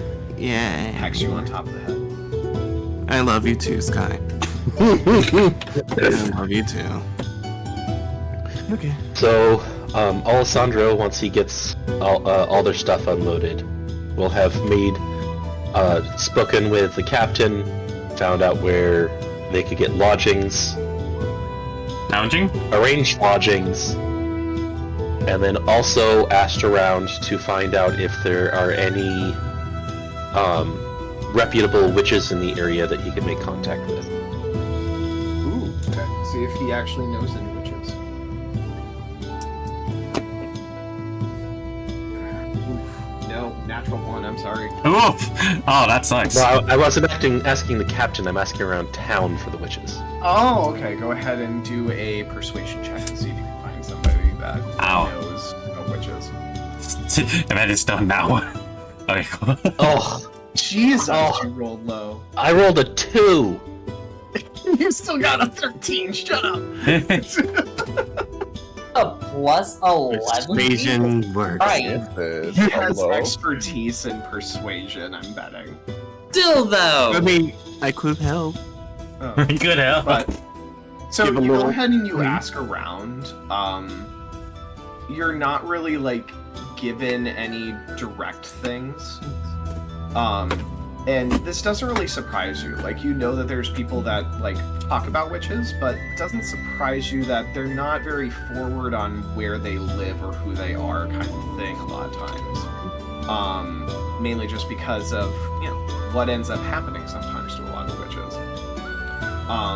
However, while you're kind of walking around town trying to talk to people and whatnot, you get to this one point where your sword is shaking a lot. The sword is shaking? Yep, you just kind of I feel your will- sword shaking at your hip. I will do that thing where you take your thumb and you pop out the blade an inch, and I'll look around. You go ahead and you pop your blade out. Normally, when your blade is actually like shines a little bit of light and whatnot, you actually are just seeing a bit of shadow coming from the blade instead. Well, that's weird. And you go ahead and you are kind of like keeping an eye out and whatnot. Give me a perception check.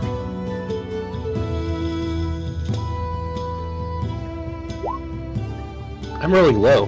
Yeah, you're rolling low. So you go ahead and you kind of do that. You're keeping an eye out as you kind of just still feel the sword shaking at your hip. And then eventually your sword just stops shaking and you don't see this kind of like smoke kind of coming off, or like that like shadowy smoke coming off the blade anymore.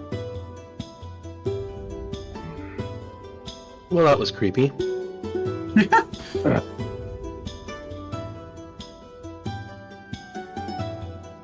Alright then.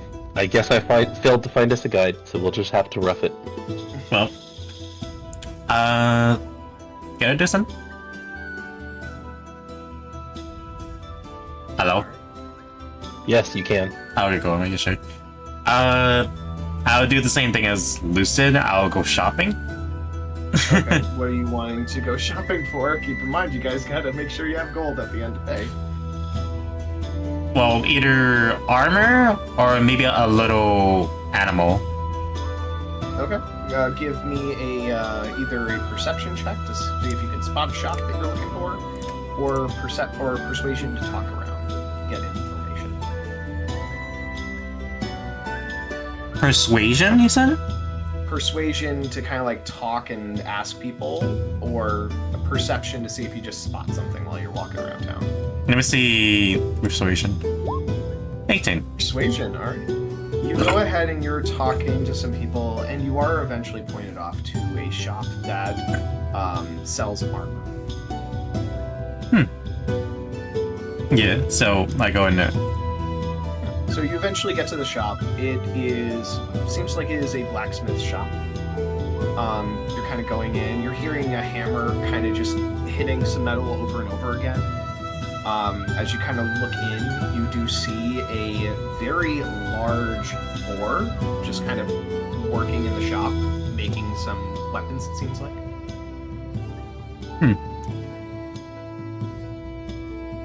Excuse me.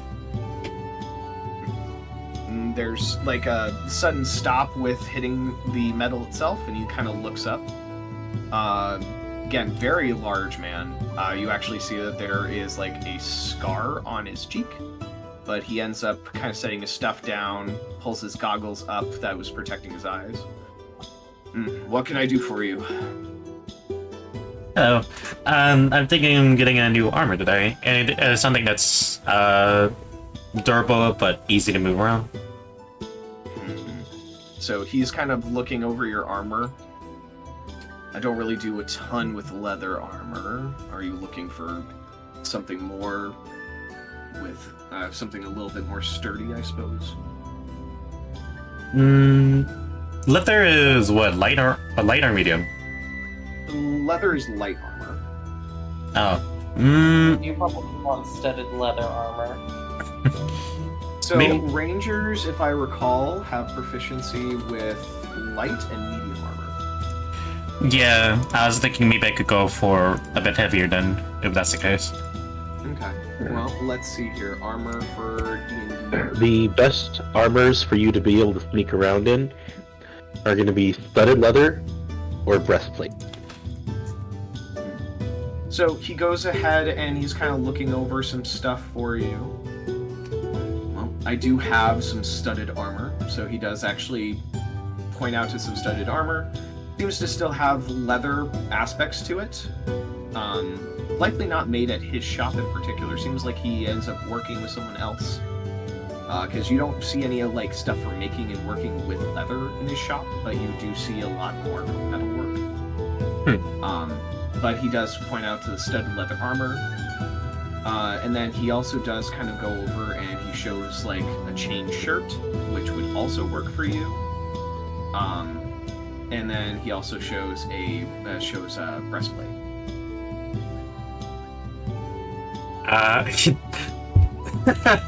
I'm just curious if I can, but can I use the one magic section, see if I can find if there's any magic in it?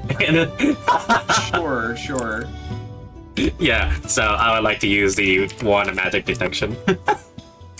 So you go ahead and you cast that and you look. The studded leather armor and the chain shirt and the breastplate that he shows you are not magical. But as you're kind of looking around, you do see something in the back of the shop that seems to have magic a part of it. What is that? As a point to it. Well, I was working on that for another buyer. And he goes back and he actually pulls out another piece of studded leather, and it seems to be of a much higher quality. There seems to be some different, like, runes kind of drawn into it. This one was enchanted not too long ago, but the buyer itself has been kind of flaky on me, but I've been holding on to it for him, just in case he changes his mind and finally purchases it. Interesting. Do you, I can't talk. If it isn't too much of a mine, I'm curious what the enchantment is. It's just finely crafted, has a slight enchantment for improving its durability. That's about it. I see. How much would it cost usually for one of those? Making me pull up like how rare is this type of armor? Because I've changed the prices of how much it's actually worth in D&D because it's way too much money. Okay, so that's still considered pretty rare, actually, surprisingly. All right, so looking at my prices for what I do, permanent. Oof. So he ends up stating it'd be about 3,000 gold. Crikey. Yeah, I don't have any. I have like 1/10 of that, so I'll probably just buy for your armor. I was just curious. Very well. And he puts it back again. He ends up telling you that standard studded leather would be about 45 gold pieces. If you're looking for some chain, the chain shirt, that would also be about 50 gold pieces. And then there's breastplate, that is 400 gold pieces. I ran out of a breastplate. It's probably limit my thing, and yeah. I guess I'll go with the first two. What was it the first two again? Okay, so for the studded leather is 45 gold, chain shirt is 50. Both of them would not give you disadvantage on stealth. Studded leather would give you an AC of 12 plus your dex modifier. And the chain shirt would only give you 13 plus your plus a maximum of 2. So chain shirt is automatically only going to be tops about 15 for your AC. Studded leather would be 12 plus your dex modifier. You have a plus 4 or a plus 5 in your dex? 4, so it'd be 16, but that's only one up since I have 15. Yep, 1 up. So it's a 1 up, but it would cost you 45 gold pieces to do so. Yep. What was the And third? if you're still wearing it when your dex goes up, then your AC will go up too. Yep. So if you get a plus 5 eventually in your dex, then you'll have an AC of 17. What was the third one? The third one was breastplate. That is 400 gold pieces. That one you would have a max of only 16 for the AC as well. Oh no, not that. There was something else you said, but I don't remember what it's called. It was like a sheet of. Shirt? Huh? Chain shirt. Yeah, I think that's the one. Yeah, chain shirt would be 50 gold pieces. Maximum AC that you'd get from that is 15. Yeah, I think the set of. That's already what you have is 15. Yeah. So I think studded leather will. Yeah. But yeah, so he will definitely sell you the studded leather. for 45 gold pieces. 45, so 25. Alright, yeah, I gave him 45 gold piece. And then, and then he hands you off the studded leather armor. And now my AC is now 16. Yep, so you can raise that up by 1. It's a little bit better. It is a little bit better. It's not magical, but it is at least a bonus or an improvement. Yeah. Alright. Now, I'm just going to double check on time here, since we're at about half an hour till we usually will stop. Are we able to play a little bit longer tonight, or no? I can keep going for a bit longer. I can still go. I gotta give my thing anyway to y'all. Okay. I know that it's usually Rhythms that needs to go at exactly in about a half an hour. Are you able to play a little bit longer tonight, or no? Mike was like, I was eating. I didn't want to make noise, so I muted my electrical mic. But yeah, I can keep going. Okay. I just want to make sure so that we don't go too late on people. Yeah. No, you're good. Okay. So otherwise, you go ahead and you make your purchase. You have some better armor now. If you want, I will allow you to try to sell your leather armor for a little bit of a discount. I guess I'll sell it since I don't. If I'm gonna use this of leather, then I won't need it anymore. Okay. So let me look up the price of leather armor again. So leather armor, he would give you 5 gold for it. That's fine. So you'd get 5 gold back. But now you no longer have leather armor, so get that stuff out of your inventory. I don't know how to. Like, I don't know how to. Like, Just go into the part where it says you have leather armor and just change it to studded.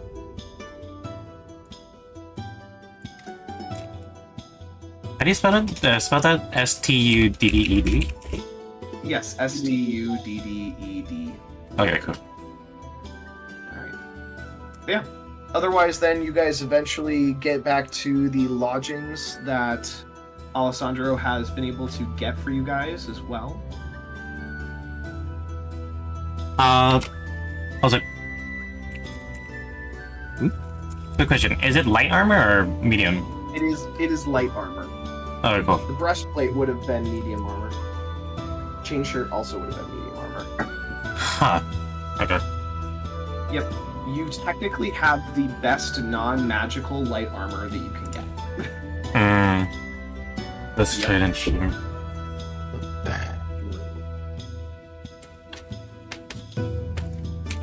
More you know. Right. But yeah, otherwise you guys all get back.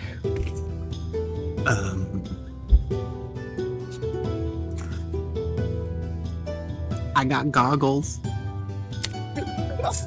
You just walk up to everybody and just hold the goggles up.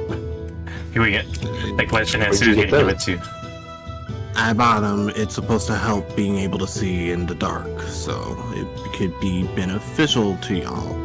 I know I can be difficult, so hopefully this shows that I'm willing to assist too and stuff.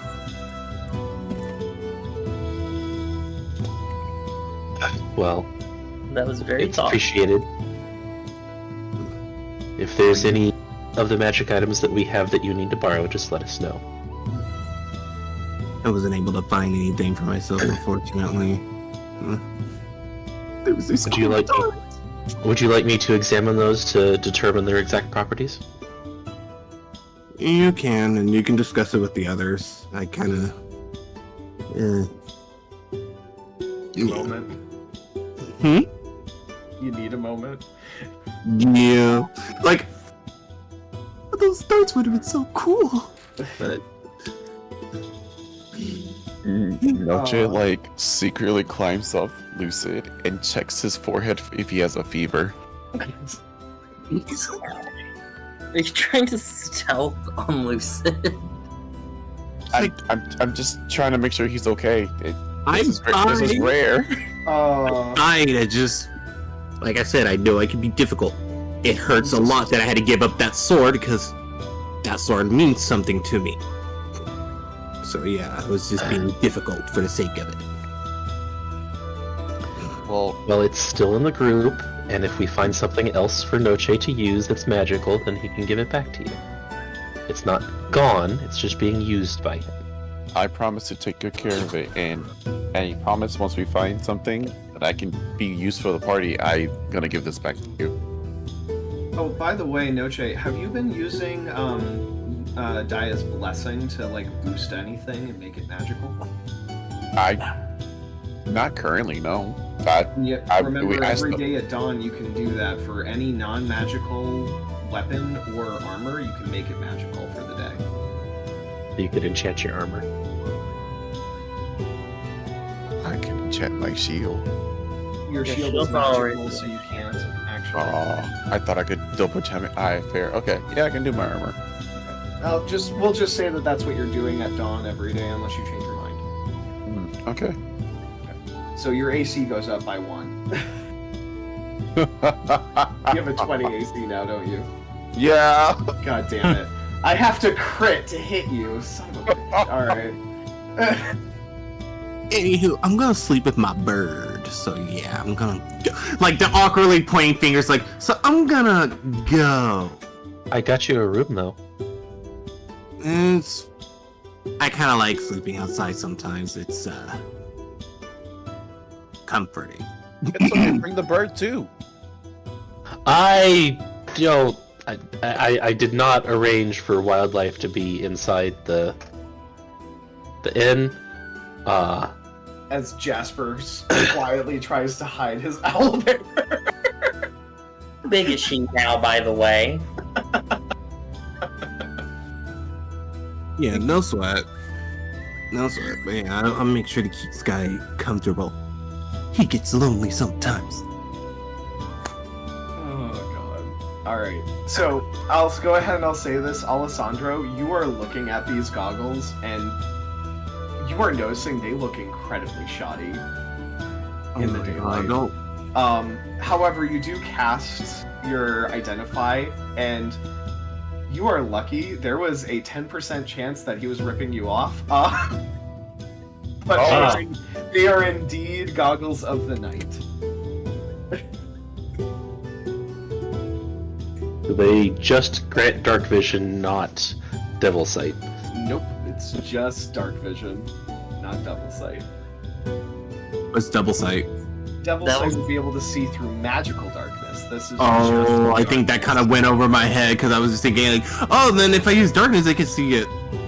Yeah, no, because if that was the case, I would be able to see in your darkness. It would also be way more money if it was double sight. Okay, I'm gonna in character doesn't know that, so it's probably be best to keep it that way. Probably be best to Destroy his world.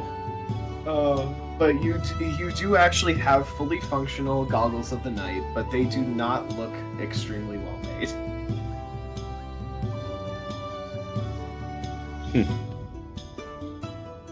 A little shoddy. Some bad stitching here. Some, like, you know, it just doesn't look like it's the best quality, like, leather that was used, but it works. It's like, look a little ghetto. I mean, I could have gotten the staff that turned into a snake. I could have gotten that. There was a 10% chance that any of those magic items that he was offering you were not magical and he was just stealing your money. Shit, imagine if I got the darts and it just failed. I rolled the die and I got 100%. I never rolled a percentile die and got 100%, and that was actually really cool. Like, I can imagine if I got those darts, those things will just and I'll be like, oh. Yeah, those darts would have actually done an extra 1d4 damage on top, and they would actually hit their target always. Bridget, gotta think of the Bridget, don't look back. This would have been really good. You can. If Billy wants it, I can take the goggles. You already got more shit! Give it to somebody else, you got enough! Alessandro puts the goggles on. On Say. Say has owl goggles now. Rabbit wearing an owl. Does he look like Dexter? He probably does. So I'm gonna go ahead and I'm gonna share a link for what the goggles of dark vision look like. So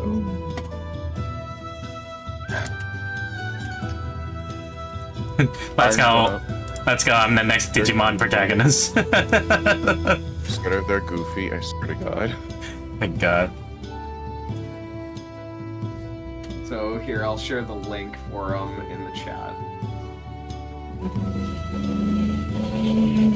Wait, which tab are you talking? Oh, in that chat. Both chats, I'll put them in.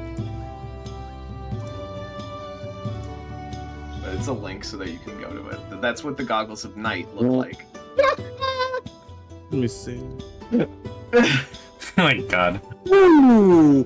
Oh my god, you know what that reminds me of? I doubt y'all watch the show, but anybody watch Miraculous Ladybug? It's literally that. It is that mask right there. All right. But otherwise, you guys go ahead. You spend the night. You get a good night's rest, and then you guys can head out the next day. Making sure everybody already has dark vision other than me, right? Yeah, I can Close grant enough. superior dark vision to everyone in the group. I have low light, so I need some light. But It's literally the same thing. oh my god. See, I told you, it's literally from Miraculous Ladybug. I knew it. Oh my god! God damn it! Bruh. Bruh. It's literally that. It's the owl man. You know what's really sad is I saw in Say's inventory he has a feathered cloak as well. So he Oh my can put god, on he actually a cloak of feathers and just be Owl Man. I have a feather cloak and I have a cloak of gliding. So. Oh god! Well, you can't wear the cloak of feathers and the cloak of gliding at the same time. I don't think but- that feather does anything, does it? No, the cloak of feathers does not do anything. It's just the cloak of feathers. Imagine I would just ask somebody to like have the cloak and gliding and the thick feather cloak be combined together just so I could be prepared. You're literally Owl Man instead of Batman. Got you. In the distance, you just look like a horned owl because of your big ears. Thank God. Alright, so you guys go ahead, you get out of the inn. You guys can go ahead and have like a meal and breakfast and whatever. Don't. But are you heading through the forest or not? I'll buy some supplies from the innkeeper for the day, and then we can get in the wagon and Alright, what supplies are Down you the getting? road. Just like rations and whatnot? yeah, just some food. Okay, you know the price of rations. Yep. So I'll let you take care of how many rations you want to purchase. Give me 1 minute, I'll be right back. While Alessandra is doing that, I'm going to ask the innkeeper if he knows anything about that path through the woods. Like if there have been any attacks or anything unusual happening. Suspicious. No, just stay on the path. You'll be fine. Okay. Just do not go off the path. Go straight in, true. Let me guess. If we get off the path, something really bad will happen. I mean, it is known as the Witch's Wood for a reason. I'm guessing it's not a friendly I'm back. witch. Lives Welcome there. back. Welcome back. There's a lot of. It's very closely connected to the Netherworld, so a lot of ghosts, a lot of undead. So if you stay on the road, people don't have any issues. But if you start going into the woods, you'll have more issues. The deeper you go into the woods, the more dangerous things get. I remember hearing one story in particular. Somebody ended up hearing large stomping footsteps, and they saw this very large shadowy creature with massive horns. So just avoid going deep into the woods. Just stay on the road. And nothing in the woods ever attacks this village, right?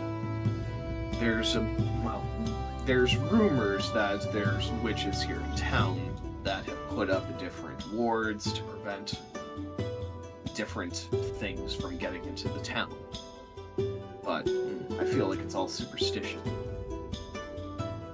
Okay, thank you for the information. After he ends up mentioning that, you can give me a religion check if you know what on earth he's talking about for this large, shadowy entity. Okay, and I'll also cast guidance. Of course you will. Freaking cleric. You had to remind him he's a cleric. Damn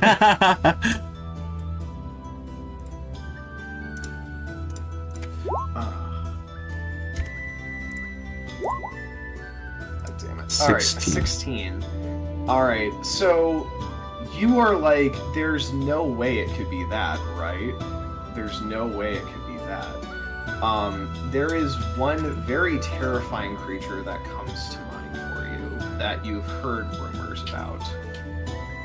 So I need to make sure I know that it's the correct term for it. Cool. You've heard of a thing called a Nightwalker, something that is incredibly dangerous, incredibly powerful, and it fits the description to a T. Tall, horned-like, shadowy creature. They're like, there's no way. There's no way that there is a Nightwalker in those woods. A Nightwalker, by the way, is a CR20 creature. Can they be trained? I love Nightwalkers. You guys have probably handled like a CR like 5 top. That would probably be a one round wipe on the party if we ran into that. Is it possible to train one though? No.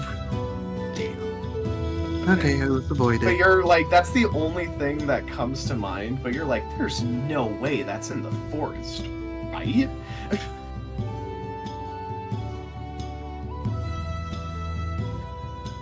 Okay, yeah, we're definitely not getting off the path, and if anyone does, you're on your own. Say immediately goes off. Yeah. Honestly, I'm just thinking like, I'm just thinking characters like he's very innately curious about this woods because I've never been this far before. So yeah. Your forest that you were in all the time was on a whole other continent. Yeah, you will die if you get off this path. So no, I will not let you get off this path. I will tie you down and have Hootie stand guard over you. You are not allowed to leave the path. Alright. Okay, so you guys are then gonna go on the path and head on out? Yep. Let's do it. Alright, so you guys go ahead and you are starting to travel through. You are staying on the road, you eventually get to the woods itself. And yes, as everybody is now getting to this point, you are looking out, you're looking at the woods itself. It is dark. Like, you are struggling to see through all of the different parts of the tree line very far in, even with the goggles of night and whatnot, if you try that at any point. Oh yeah, I was gonna. Still, I assumed right away that you were gonna try it. And it's like, yeah, you can see farther, but it's like, it's only slightly, like, it's a little bit better. And you guys just feel like this cold presence at all time. Alessandro, your sword is shaking the entire time as you guys are traveling in through the actual forest here. Alrighty. But you guys continue to travel through, and I'm rolling dice. I would like to use my Vigilant Blessing and pray to my goddess for protection. Good. Alright, so you go ahead and you're continuing to travel. Perception checks. Why is it so hard? Do I need to beat an 18? No, but others can roll too if they wish. Which one? Perception. Perception. Nice. Alright, Noche, you're not really paying a ton of attention. You're like, just stay on the road. Just stay on the road. Well, how hard can that be? No, this is Noche. He's like, I could really use some soup right now. That seems about right. It's like the scene from The Hobbit when the dwarves and Bilbo are in Mirkwood Forest. All they have to do is stay on the path. Alright. You are following the path just fine. Alessandro, you are looking around. Every once in a while, you're seeing some of those, like, glowing lights in the distance. And I'm not even going to give you the roll. You know that they're will-o-wisps. And that you're kind of just seeing them in the distance. They're not getting any closer to you, though. As you guys are all looking around, though, Alessandro, anybody that got a 15 or higher, so everybody except for Nochi, you notice up ahead that there are statues. It seems to be just like, very much like just random statues just on the side of the road. Each one seems to have more of like a humanoid-like appearance. They end up having, they kind of just are standing still. They're looking around in different directions. They have designs of different types of beast folk. So you have one that has more of a canine look. You have one that has more of a raccoon look. You have one that has more of a bird look. You have one that has a bear look. So there's all these different types of beast folk for each one of these statues. And there's about 6 different statues as you continue. Anything in particular you guys are wanting to do? I'm curious on the raccoon statue. It looks cool. Jasper just wants to get through these woods as fast as possible. Okay. Sure hasn't had a good suit in a while. Alessandro is just going to pray that those are actually statues. Yep. So Alessandro, you're sort of shaking like crazy this entire time as you're kind of like moving through and you're passing these different statues. I'll draw my sword. You draw as your we're sword, passing. and it still has like more of like the smoky look to it instead of more of a light look to it. As you guys are passing through, Alessandro, do you take your eyes off of these statues at any point? Oh no. Oh no. No, I'm making not sure that they're doing not that. going to suddenly move. Yeah. Okay, so you are not. So the others are kind of just like they look at the statues and they look away eventually. Alessandro, you're kind of like you are keeping a very intense look on all of these statues. You're trying to make sure that you're paying attention to each and every one. You look off to the side to look at one, and then as you guys are kind of passing by and you're focusing on one and you look at the other, you notice the head had turned on a different one. And then you're looking over and another head has turned, but they're not moving towards you as your cart just continues moving by and you're just keeping a close eye on all of them as you are traveling away.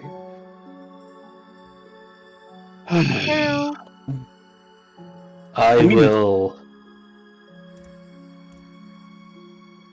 make the sign of the moon goddess and just keep an eye on them until they get out of sight.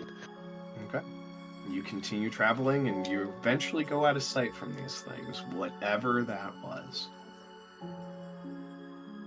You guys continue traveling and it's starting to get darker and darker. I'm glad we weren't walking. Are you guys planning on just staying in the cart and traveling throughout the night, or are you going to camp? We are going to continue traveling throughout the night. We are just going to keep going down the path. We are not leaving the fucking path, and we are not stopping. Hold on. I will. Hold on. Before we continue, say I'm gonna need you for this one. What? Talking to animals. I want to hear if Sky's okay with the idea. Oh, you want me to? Okay, fine. We're not even doing anything, so I might as well. Okay. So you go ahead and cast Speak with Animals. Yes. Okay. And what are you saying to Sky then when you cast the spell? Sky, are you okay keeping going for the nighttime? Yeah. So he's asked. Yeah. So you go ahead and you're like asking him that question. Move quickly. Move quickly. Okay, yeah, he's good to go for the night. Yeah, we gotta go quickly. Yeah, you can tell Sky's on edge the entire time as you're like talking to him. Poor guy. Yeah. So like he'll mention that he'll end up saying things like, "We must move quickly. I see things, I feel things, not safe."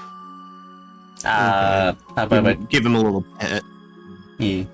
As you keep moving, I want to check on Hootie? Okay. I wasn't sure because I thought somebody said Oodle. I was just thinking. Yeah, Hootie. You're traveling through.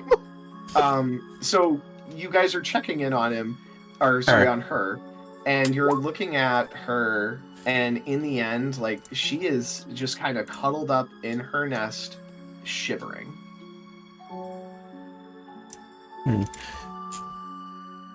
Interesting. So who's at the front that's like leading Sky to the path? So I was going to go ahead and ask this. So now you guys are traveling through the night, so that means that you're going to be you guys are going to be like, taking shifts. So who's going to be taking shifts for traveling through the night? Oh, I would watch. I could watch first since I got like divine sense at the ready. So okay, I can go. I can go. Go ahead. I was gonna say I can go last. Okay. All right. I can take a shift too because I mean it doesn't really matter. We all have some version of being able to see. Oh, okay. Yep. So, whoever would like to go first, then, while the others are sleeping, go ahead and give me perception check. That'd be Rhythm to believe. Yeah, I believe. Yeah, Rhythms or Noche ended up deciding to go first.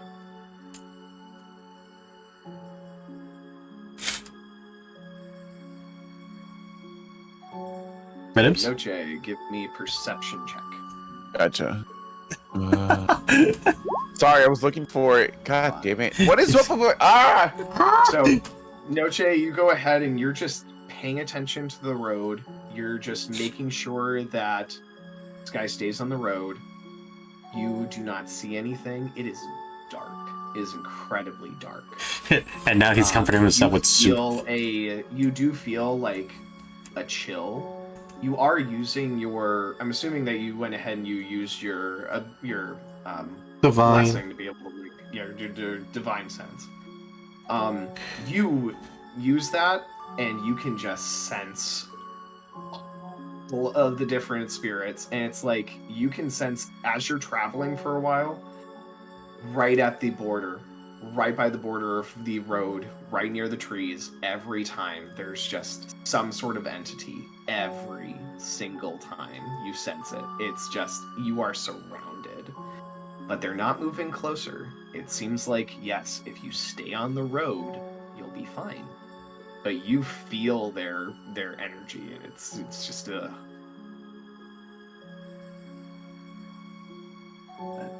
Nothing seems to happen during your watch. Good. Alright, who's going second then? I don't remember. Are you going second or are you going fourth? I was going to go third.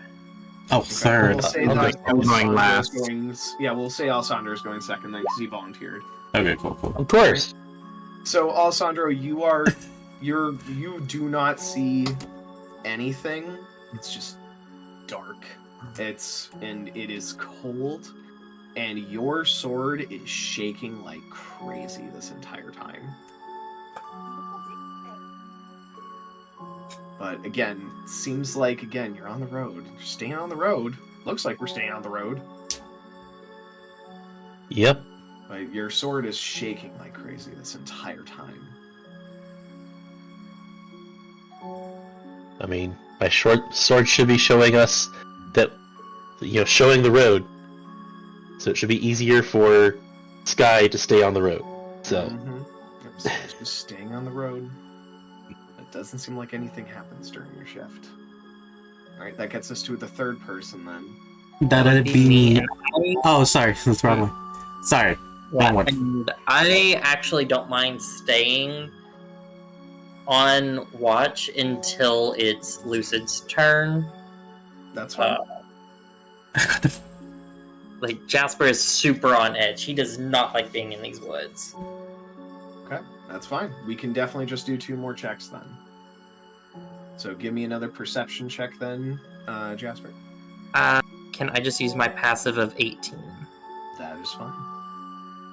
So you're going ahead and you're just paying attention. Even like with your like blessing from your goddess, you're able to see a lot easier through this darkness. And yes, you're like, you were worried at first that you guys might get off the road at some point because not everybody can see in the darkness as well as you do. But you are still on the road. But you just still feel this like sense of like just it's cold. You feel this like sense of dread. It's just like, again, living creatures should not be here is just what you constantly get from this. You look off to the side every once in a while trying to spot things, and you swear that you see these 2 glowing yellow eyes in the distance in the forest. I just start, like, praying to Dramphine, like, my entire shift, like, for protection. You continue traveling. You actually do notice as you're traveling down the road, because I'm just going like you're taking a longer shift than others, so I'm giving you another thing as well. As you're traveling down the road, you actually see a figure on the side of the road. Looks like they are wearing robes covering their body. They're on the road. They're not off on the side. Very edge of the road. But they're, like, on the path. Not quite. So they're standing off the path. Just ever so slightly. Just ever so slightly. We just keep going. Okay. As you kind of go ahead and you keep traveling past this person that seems to be walking through, you're just keeping an eye on them. And you go ahead and you're just, like, are you making sure to maintain, like, a look on them the entire time? If I look away, then I look away from the path. Oh god, this is dangerous. Nope, I'm just, like, eyes forward, we're staying on the path. Okay. You go ahead and you kind of keep an eye on them until, like, you pass them, and you just pay them no mind as you're kind of just even going to the side of them. You swear from the side of your vision that they looked at you, and you could tell that the face didn't look quite right, but, like, just as, like, a glance, it could have been a trick of the darkness, but it looked like they had no eyes. But yeah, just continue to go, and you avoid whatever the hell that was. You keep moving. Yep, not surprising. Full of undead. And then we get we get to the next person as you guys are traveling through the night. Who the last person was Lucid. That would be me. Alright, so Lucid, can you give me a perception check? Yes, before sir. that, as we're shifting, I want to give Lucid Eyes of the Night. Okay. So as you kind of are passing things off, you give him a quick blessing, and then all of a sudden, Lucid, you can see through the darkness so much easier now. Huh. So this is what it's like in my darkness. Cool. But you continue to go ahead and travel through. Perception. Natural 20. Oh my god. Okay. So, you continue to travel through the darkness.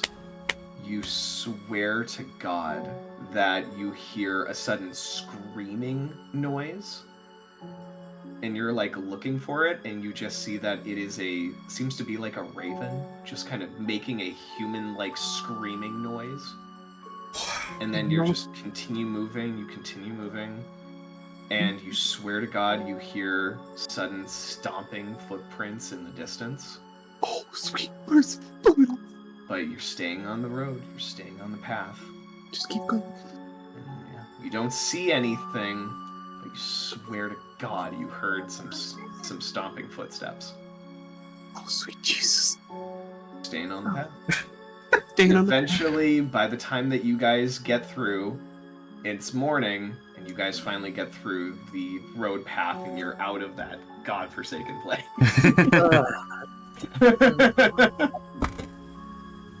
Ugh, never again. Not without a whole squad of paladins and clerics there. Hey, you stayed on the path. Good boys. Good boys. Were you worried we weren't? Faye is with you. Yeah, we kind of have to. Yeah, Another reason I took his shift. You're like, this motherfucker's gonna stop the wagon, get off of there, and just check out the woods. Yeah, you guys eventually get off the road, and you guys, get out of the woods, and you continue on your path towards the actual dungeon town. So let me pull that map back up again. I need to find it. There we go. So yeah, I will say that throughout that travel, you guys easily got through, and you arrive in Litfield about midday. So around here, So, yeah. and Yeah, and you're gonna eventually get to like near Dungeon Town, like not exactly at Dungeon Town. They stay a little bit on the outside of Dungeon Town. You see that they've kind of moved into a spot where they're just staying in place, and it's just outside of Dungeon Town. And so you guys go ahead and you kind of get to your spot where you're supposed to be in the caravan because you have an assigned area and you park your cart. Otherwise, with that, you guys eventually are just kind of getting all settled in again. You're back in Litfield. Wait, so are we with the traveling tavern thing where we're supposed to report? Yep. Yeah. So you guys are back no. in Litfield. And so, yep, you are indeed supposed to report back. Nervous sweating. I have to What do we report do it, now? don't I? You should. You are the scout. Shit. Dude. Okay, deep breath. All right, time to walk up to the other rat man, the cool rat man. I remember the assassin. Oh. I'll go with you, Lucid. No, I can do this. I got this. That'll just make it even more worse because he's a rat man like you, and like you probably can kill me. He can also kill me. He'll just amplify my fear. Okay. be afraid the rat. Is he hot? Okay, I'm going. Never mind, I'm going. I got it. I'm going. Well, while you do that, we will go. I need your share of the money. It should be like 12 gold pieces, I think. I'm going to ask again, did you actually distribute that money? Did we? I don't No, think you guys we ever never actually distributed. the 1,250 gold pieces. Yeah. I thought we distributed some of it. No. Mm-mm. As a guy who likes money, I know we did not distribute it. But here's 12 gold points. Gold pieces put me at 80. Take your 12. Okay, well, I mean, this 12 is for... So The if you guys person- split up or- the 1,250, you guys each get 250 gold pieces roughly then. And then you'll have to, but then you do need to have, a little bit taken out. Like you said, about 12 each will be taken out for each of you guys to pay off for the actual payment of going into the dungeon. Then, let's see, so how much does that mean we have? So we got 250 each, right? Yep. Okay, so take 12 from that. That'd be 38? Yeah, that's 38. 238. So just give your guys yourselves an extra 238 gold coins then, and then we'll say that you're going to be paying. So to what we already have in our thing, just add another 238. Yep, Yes. just add 238 to what you have. Yeah, so everyone should have somewhere between 238 and 400 something gold pieces. I'm at 330 since. As you guys are, discussing and making sure that your funds are actually delegated and moved around to people, there's a knock at your door. Oh god. Could it be? Could it be? Could it be? Could it be? Can I open the door quickly? You go ahead and you open the door. You actually see a very large bear that is at the door. He is wearing heavy metal armor, and it has the actual crest for Litfield on the armor. You see Lucid depressed. Oh, never mind. It's somebody else. So, you guys, those of you that have been to Litfield, you recognize that he is one of the defenders. He is actually one of the, cops of the actual town of Litfield. You are the Huskers, correct? Yes. The Huskers? It was the team name we came up with. It was a beautiful moment. That's where we started. The bond. Can we help you? Yes. We have orders to bring in the scout Lucid Sighard to see Sir Umbrovis, Sir McGuire, and Sir Sable.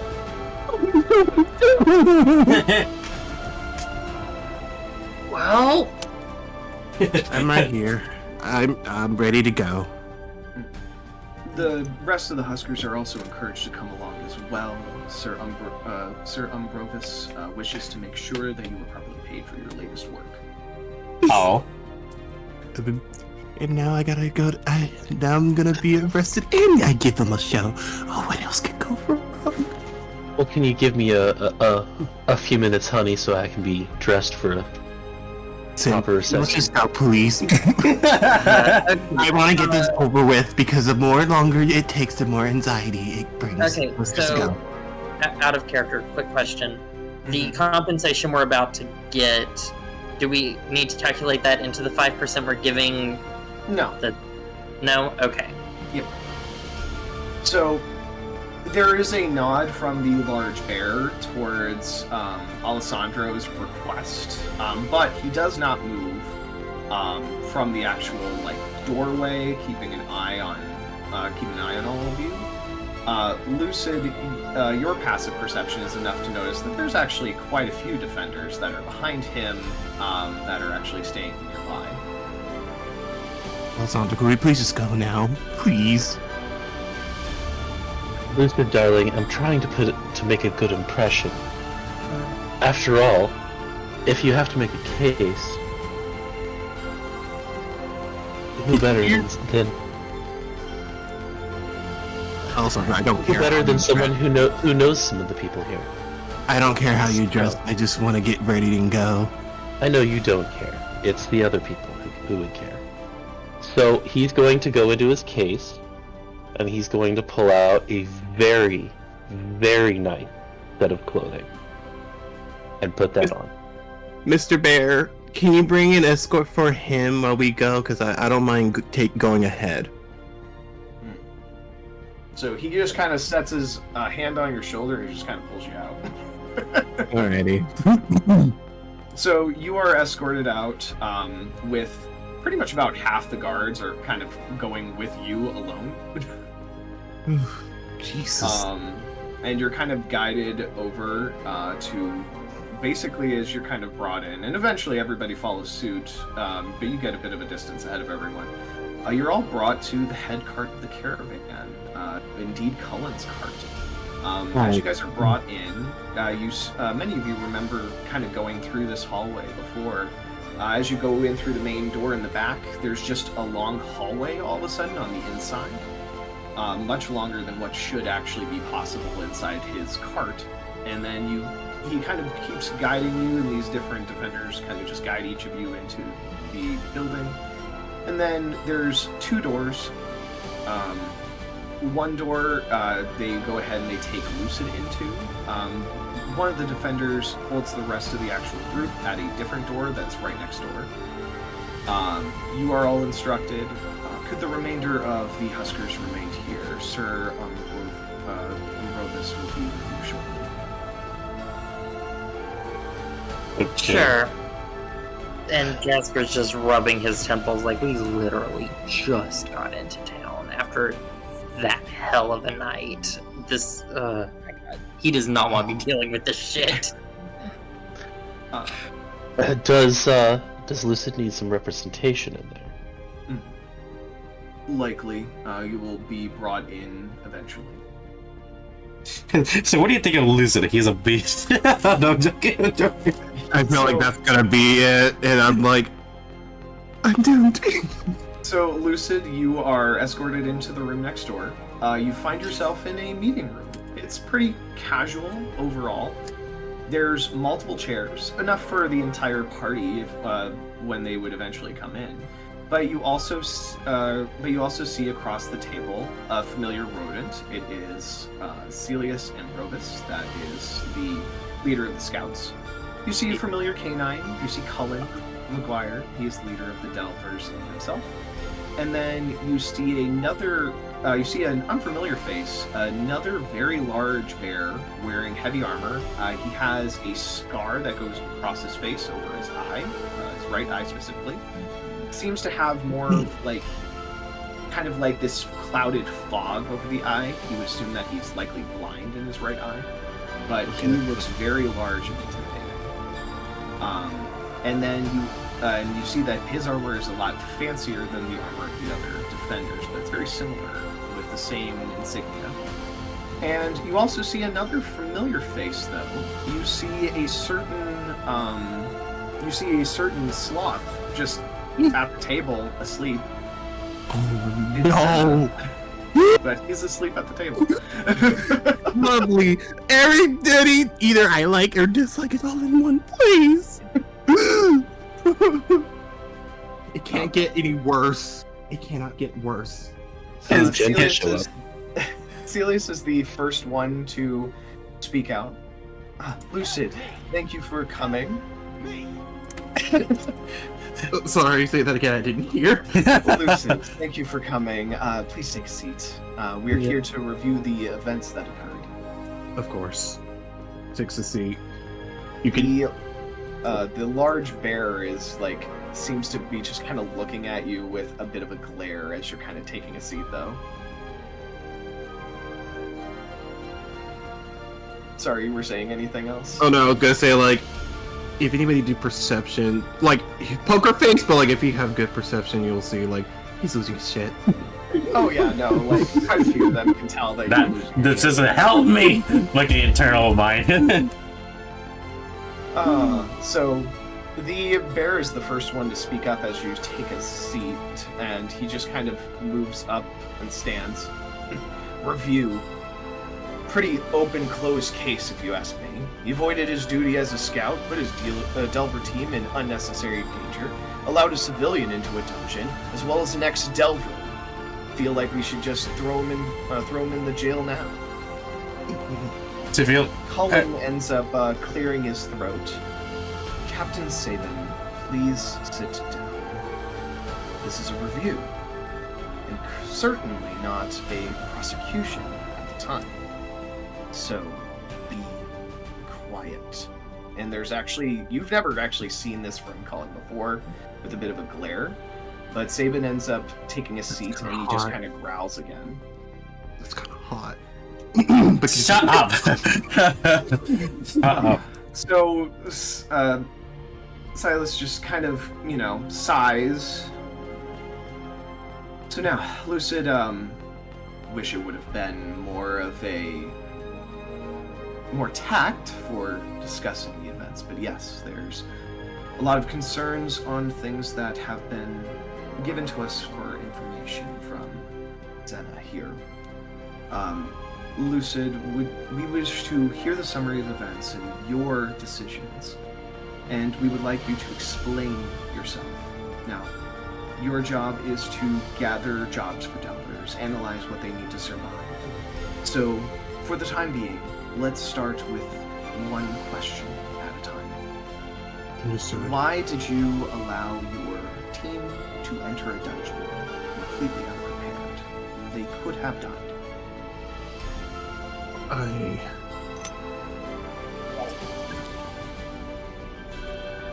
Granted, the reason we went in because there is. And you can see that he's trying to take a deep breath because he knows that a heavy weight is on. So he breathes for a bit.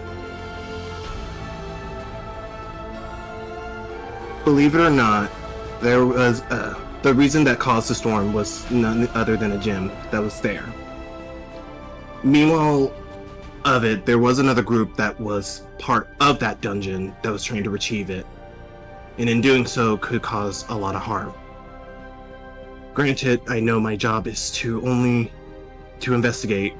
We couldn't allow those people to cause more harm. Give me a persuasion check. Yeah. Oh my god, I am gonna fail this. Eric, you want me to change the music to interrogation music? Nico, you're actually, I'm gonna be real, that's not helping me. That is not helping. Alright. So as you go ahead and you explain the results, there's like a bit of a snort from Zena, but all of a sudden you see like literally a bubble of like a thought bubble kind of image kind of appear over his head, and it's kind of giving like little glimpses of the events that you were talking about, literally going through the fact that yes, there was the stone that was causing the storm itself, and that there were other people that were after the stone, continuing to add to your statements. Well, this is indeed what Zena has showed us. However, you still did indeed put your teammates in danger, and the does continue to kind of scan through. It shows the events of you infiltrating the actual group itself. It shows you you guys going into a dungeon that was far more difficult than something that your group would normally go into. And showing the different entities that were there that you did face, that you were able to actually see. Some of the enemies that were frozen as well kind of give signals of more dangerous things that were already handled. So your duty was to make sure to investigate, and if the dungeon was going to be too difficult for your team, you were to report for a different team to manage. There would have been ones that were fairly close by and would have been able to get there in a decent amount of time if given that opportunity. But we do understand the immediate sense of what you needed to do. The bear, again, just kind of grumbles. This still doesn't answer the question of neglecting his duties. He didn't even look into the dungeon to see if it what kind of danger it was. He went after his own he went after things for selfish reasons, and Zena's kind of images continue to kind of show like the people that you were chasing after. Shows Morrow, shows your interactions with Jin and you guys, and a lot of like what was happening in the moment. But again, this just reinforces the fact that you did indeed never look into where the dungeon was. You didn't look into how dangerous it was beforehand. And that, yes, your team could have died in the process because they were completely unprepared for what was in there.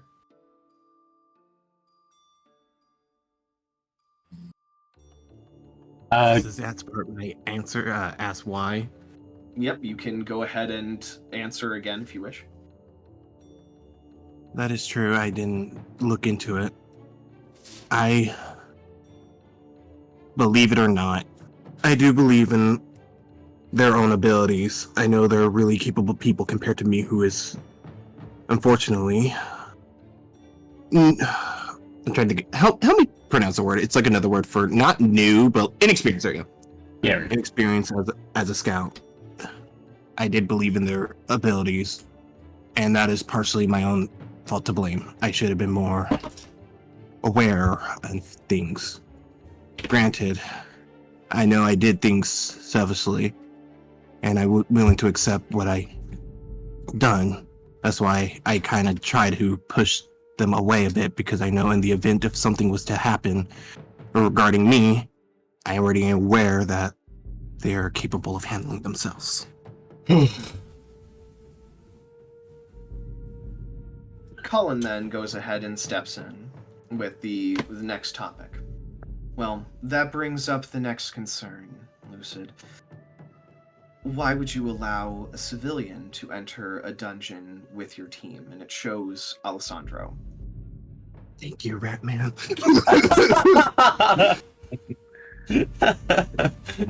It's more along the lines that we did have a deal. I help assist with an issue that he was going through with one of his building. In exchange, he was to help us with information. But the information that he said it was going to be is him himself. Granted, there was not much we could have done with that. He was going to be regardless of He will say. he basically forced himself in. Yeah. Basically forced himself. Give me another persuasion check. I will add one last thing. But he did prove to be a very, very helpful assistance. I think that's the right word. A very helpful bard. 17. That's better. There is a bit of a smile from Cullen. True, Alessandro has shown that he is very capable in a dungeon situation, and I've seen his work multiple times. However, he is a very good informant. You could have gotten other information possibly about the dungeon, but you did choose instead to follow on a different lead that had nothing to do with the dungeon. And it again shows like the deal was for talking and finding Morrow's location. And you did, however, luck upon the idea of the dungeon, but it was never your main goal. And that's my greatest concern. When you've been locked up for something that you didn't do, getting an opportunity to go out, you have to know why. What did I do to get locked up? Why? I work hard to get where I am today. Don't I at least have that right to know? I know my job was to look up the dungeon, and even though we still did it, I still have that right to know also. There is still just a bit of a growl from the bear. I keep forgetting his name all of a sudden here. Then how about you go ahead and tell us what you know about Morrow? He was an ex-Delver. No longer a Delver for a reason. So what do you know? He was my closest friend. We were always together since back home. So you see, I'm kind of a coward. I always freeze up when I get hurt to a point that I end up not doing anything, and he was always there to help me out. I learned how to fight because of him. And when we met Jin, well, you can kind of see where things went. We locked up and Maru almost getting killed, which drew a wedge. But regardless, so he is somebody that's very close to me. And you want me to survive as much as I can. Give me one final persuasion check. Oh my god. This is anxiety. Okay. So he ends up growling, crossing his arms. So you don't know about his current contacts and where he might be located. Unfortunately, no. There's just a very deep growl of frustration from that. So, in this situation then, the rat. God, what did I say his name was before again? Celias. Silius, I Silius. think. Celias, it is thank you. Silius. I always struggle pronouncing his name. Celias. Celias goes ahead and he stands up. All right. Thank you, Lucid. We will be discussing things further here. He nods to the defenders. You'll be escorted to the other room here. And now, at this time, we'd like to go ahead and discuss with your team. Understood. Permission to say one last thing. He's about to kind of like stop you at that point, but Cullen goes ahead and kind of like gives him kind of like a, just like a little tap on his arm, and he looks down at Cullen and then gives a nod and says, "Very well."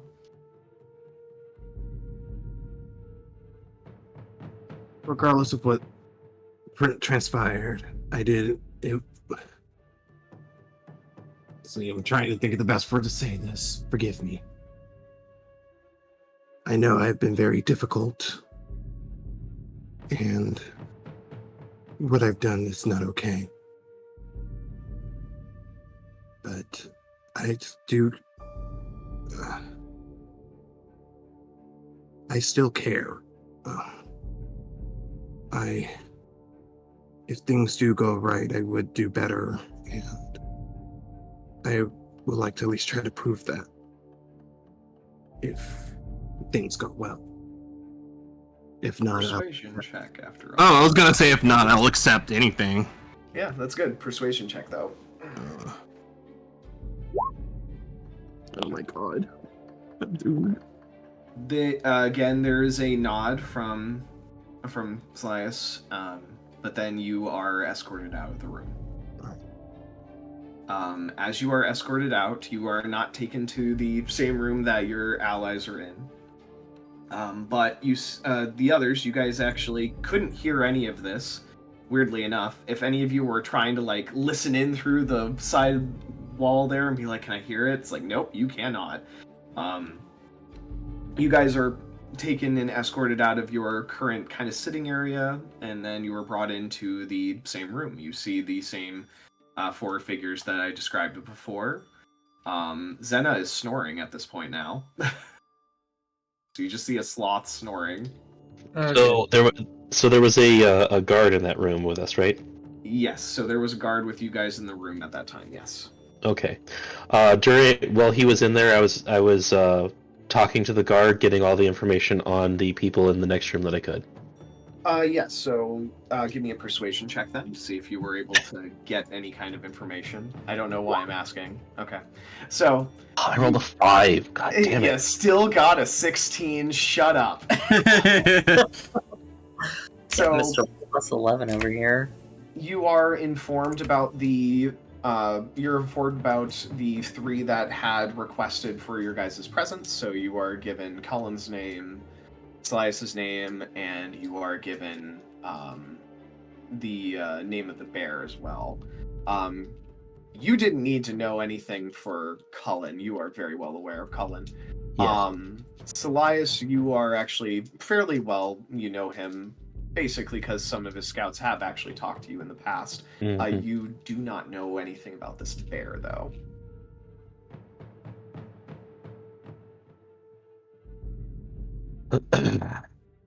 All right.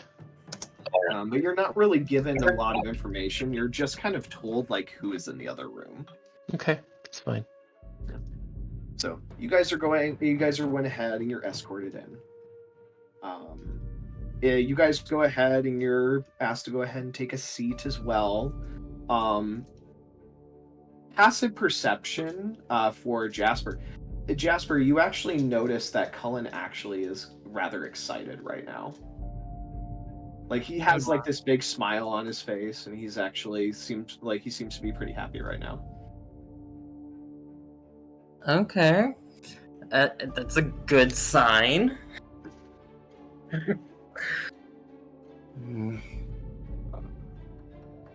So the big bear, you guys just see this man just growling, sitting in his chair. So, we wish to hear your verdict on your scout and what you would actually like to say about him and his actions on your last delve. You were, from what was shown to us and explained to us, put into a lot of danger, which we do not condone. Delvers are supposed to go to dungeons that are of their appropriate skill level, and you were not, and you were put into a very dangerous situation, as well as a civilian that was brought in at the time. What would you like to say at this time?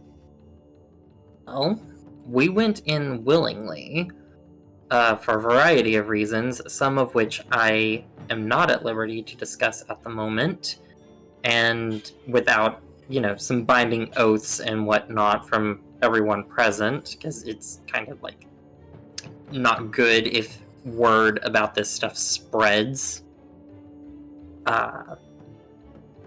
And it's definitely information you would want to know.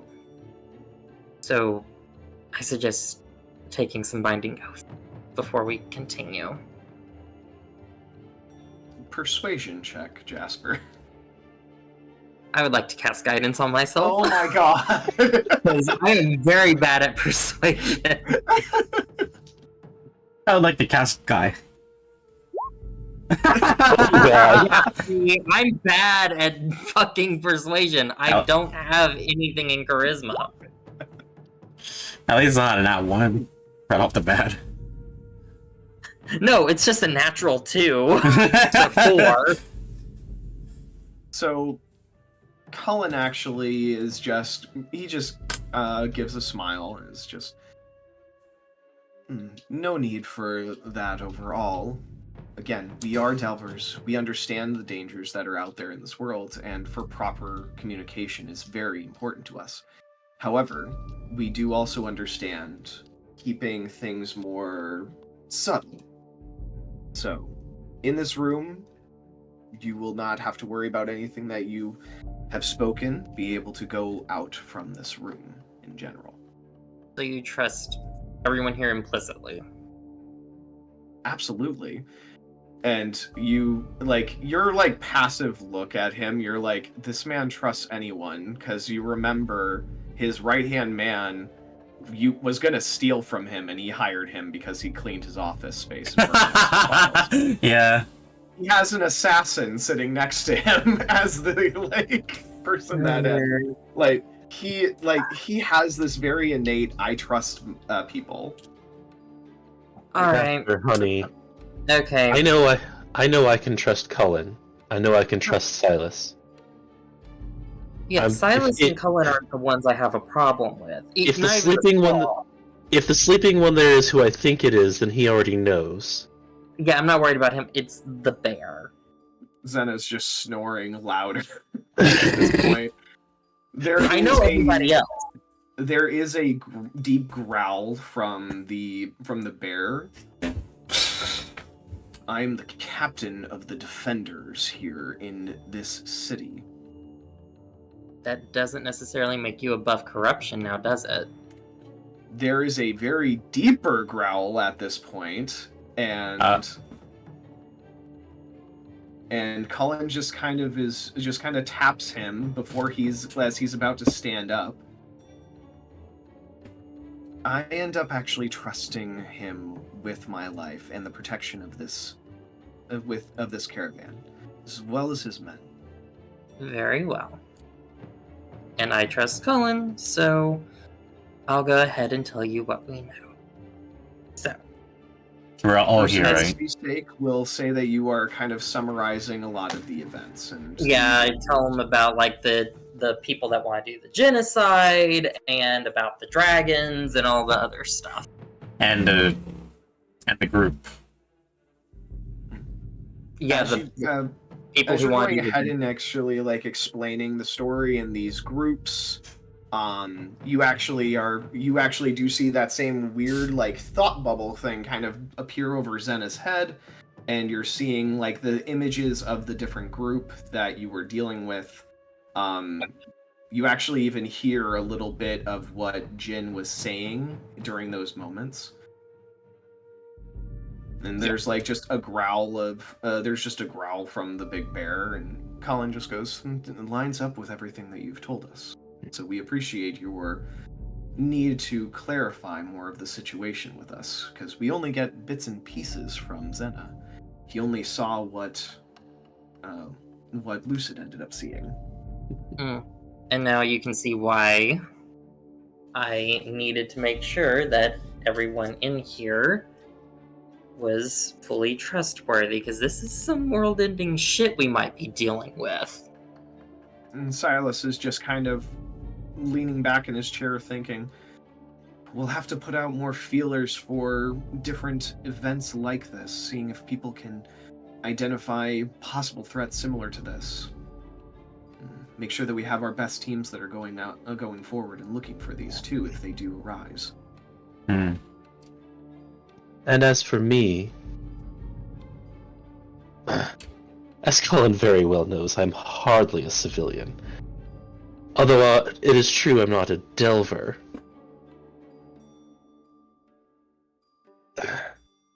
After all, a knight can hardly let the weak come to harm.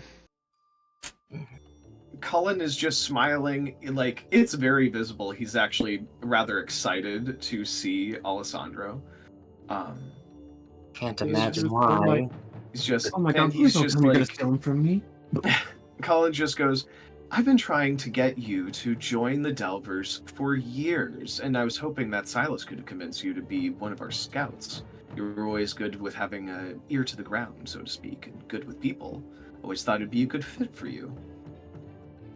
Well, I was content to take care of my city, but I heard some disturbing rumors going on about a group having meetings in my city that I didn't like. And then these Delvers came along asking about people involved in that very thing. Of course I had to investigate. And that's when we found Morrow. And it turns out my suspicions were correct, that he was hunting the same people I did not want in my city. So we teamed up. And we hunted down the villains, and they just happened to be going to the dungeon that these ones were going to investigate after they looked into Lucid's situation. Again, Cullen is just kind of smiling at this moment. It's just like, yeah, he trusts you. The big bear just kind of grumbles. So tell me, do you know about Morrow's whereabouts and his connections? Nope. The only thing I know is that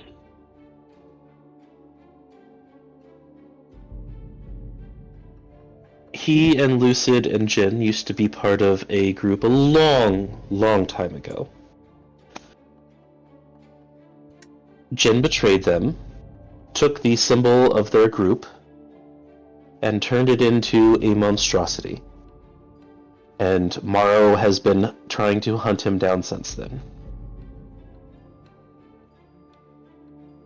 And again, you see the same like images being shown above Zena's head, showing the same thing about the different symbols, the pendants that both Morrow and Lucid wear, and that they actually have those.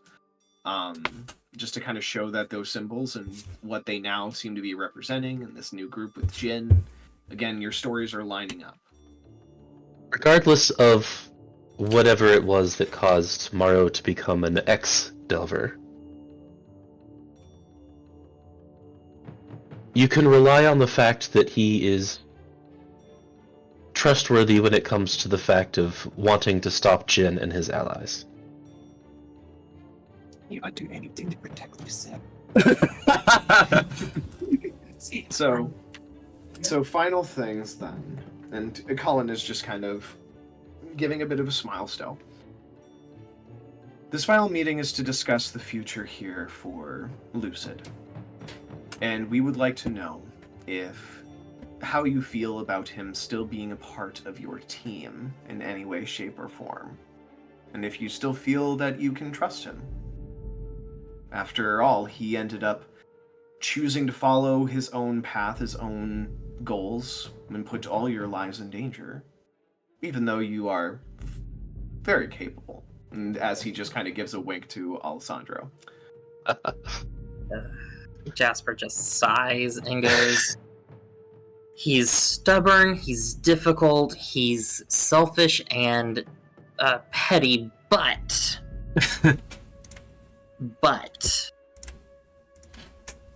he does good work most of the time. Like, he's still learning to open up to people and trust people. And while that can be a hindrance, he is growing, he is learning, he is making an effort. And if it wasn't for the little side quest, we'll call it, for his own personal reasons, we wouldn't have learned about whatever the fuck they're called, the genocide people. And yeah, he fucked up a little bit on this mission. Okay, like, who doesn't make mistakes, you know? And we all willingly went into the dungeon knowing the stakes for our own reasons.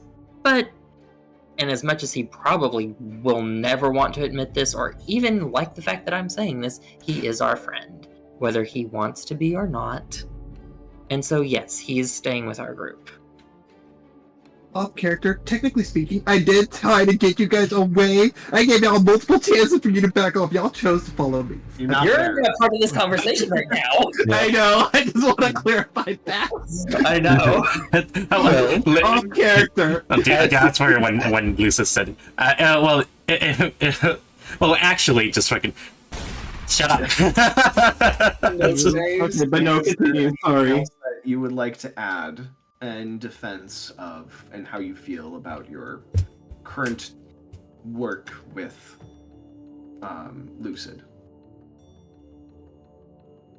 Oh, he's an obnoxious prick, but he's a decent delver, and he has potential.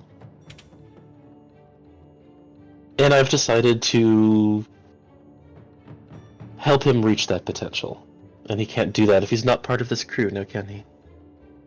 So there's like a very you swear to God, Jasper, and also say, because actually I'm also gonna say this for Noche too. It's very obvious. Your passive perceptions notice this. Cullen's tail is like wagging at this point, and he basically states, "So Alessandro, are you joining up with the Delvers then?" Yes, you finally got me on board. There's just this huge amount of excitement from him.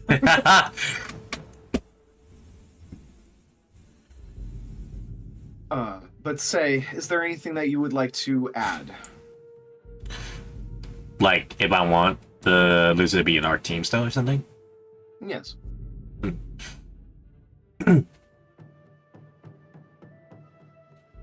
Well, he is an awkward person. But we're all starting in somewhere. Heck, I'm starting somewhere. My first time going through this. And to say that it's been crazy, it's kind of undermining this whole pickle. But it was an adventure. So I'd take that as a yes. Besides, he is a friend to me, also. And because of that, I slammed like an arrow onto the table as I look at the bear. I look at the bear with an intense stare. You don't back off, I might look at that other eye. You don't. Oh shit! Intimidation check from Miku. Oh my god! Alright, say, give me an intimidation check. I cast guidance. No, I can't Skype. Oh my god! I don't think it'll go. I don't think it'll go through, but yeah. Nope. No. You Points for trying though, but It's damn. but God. it's fine. But I just wanted to say that. Big Bear's looking at the little buddy. Yeah, not he phased. he immediately stands up at that point with a growl and is just kind of looking ready to punch you right in the face. Luckily though, Cullen kind of just steps in, just like, all right, things are getting a bit heated. We still need to hear from Noche at this point. Anything you would like to add? Hmm.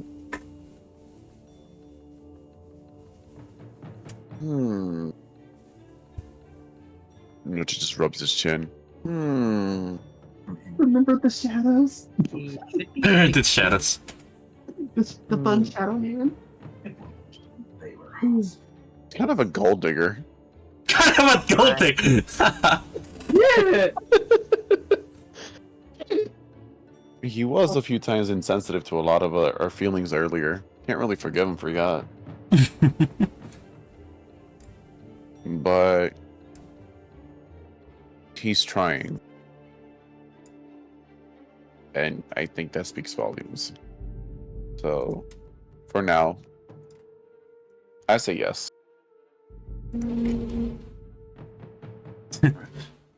Well, Elias then goes ahead and gives a signal to the guards, and Lucid, you are pulled back in with your team,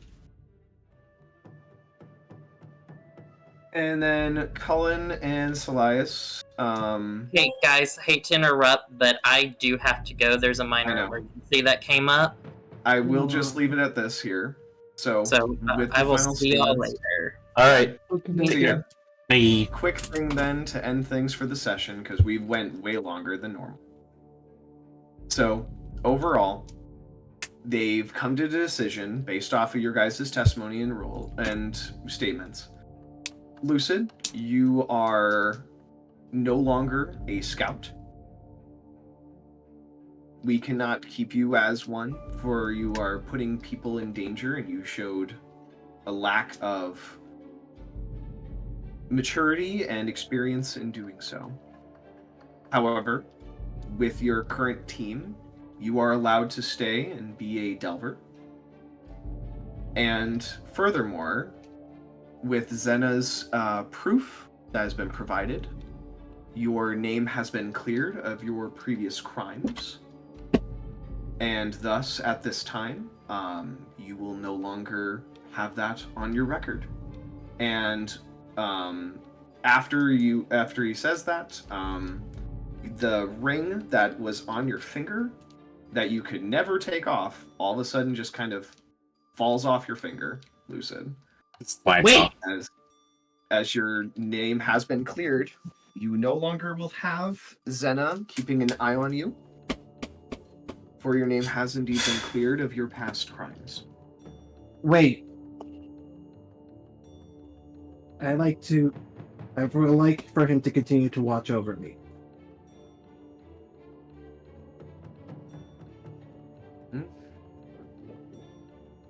Cullen just kind of Yes. shrugs. I would like. Just listen. I get what you're saying, that I'm not a scout anymore, but I would like to still be as one. I am capable of doing so. I know what I've done, and that's why I would like to at least show that. I don't know what went down with my teams and stuff, but I would like to at least get another shot at that. Please. There's nods and agreement. Very well. You will continue then being a member of the Huskers as a Delver, and you may keep the ring in the meantime. They just kind of look over to Zena, and he's just snoring. Seems like he has no disagreement on this.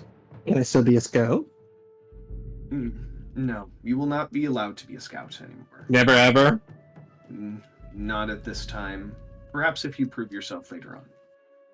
The question is, who is going to be the scout for now? Well, It's gonna be the that rat would be man. the next thing here that we'll have to figure out, and that's what Celias kind of goes into. We'll discuss on your possible scouts that you can have for your team, In the meantime, though, you do have a new member to your team as well, and Cullen is just smiling, which means there's paperwork, and he's just like very excited to make sure that Alessandra is officially listed as a Delver. And then like again, Lucid, you've never like it's weird seeing Cullen this excited about this random rat that he's just really happy to all of a sudden have as a Delver. And like that, Lucid's heart kind of shattered because he assumed, oh, they're probably a thing. Yeah. And then so they go. So overall, we'll end the session there. You guys will have to find a new scout next time and get your next job. But otherwise, that is a good spot for us to end things off at. Yep. Either a new scout or someone else has to be a scout. I'm joking. I mean, I'm not gonna lie, I'm gonna miss. To tell you the truth, usually the delving teams don't actually have a scout in the team. Yep. The only reason why Lucid was in the team was because of his checkered past. Was more of a way to keep an eye on him a lot easier. Yeah. Well, I mean, if I'm not gonna be a scout, then fuck the ring. I don't need them to watch me anymore. Fuck that. The ring's I want not them to give on me a already. second. It's there. You Son want of a it. bitch. You said you wanted to. I was like, Yeah, because I was gonna say like at least show them that I can be a good scout, but like if it's no point of that, then fuck that. I'm trying to be cool. I mean, to be fair, it gives you an easy contact with like a very obviously high level wizard. No thanks, not interested. You just take the ring off again. Literally, there's no reason for that. The whole point of me taking the ring so then they can at least check, like, you know what, maybe he is good enough to be a scout. No, fuck that. If I ain't gonna be a scout, that there's no reason for it. You find out that it's actually not to be a scout, and you're like, well, fuck that shit. I don't want to deal with that. Yeah, basically, there's no reason. my God. It defeats the purpose. And Alessandro will actually reach over and pluck the ring out of your out of your hand and go, "Well, you finally gave me a gift that I want." And he puts it on his own finger. My God. God damn it. Yay! Anything else you want to take from me, Rat Man? Oh my God. Anything else? Well, you're not a virgin, so I can't take that. You're not my cat anyway, sorry. Jesus Christ. All right. Okay. Good place for us to stop. I know a lot of us need to get going here. Yeah, I got food and I'm hungry. Same. How dare you? All right. Thank you guys for all playing. Hope you had fun. And we'll have to check in on Next Lance, Friday. Make sure he's all right. Yeah. Yeah. We won't be able to play next Friday probably because of holidays and whatnot. But Yeah, I True, won't be true. available, unfortunately. yeah, we'll figure out when we'll play next month. Alright. Or next year in this case. Bye. Night, guys. Later. Bye. Bye. Oh God! See, I told you blue would be fine. It's semi-fine. Bye. Low key, I like being a scout. Low key wise, it's the whole reason why I got the invisibility. So like now the invisibility and the shapeshift thing is kind of useless now.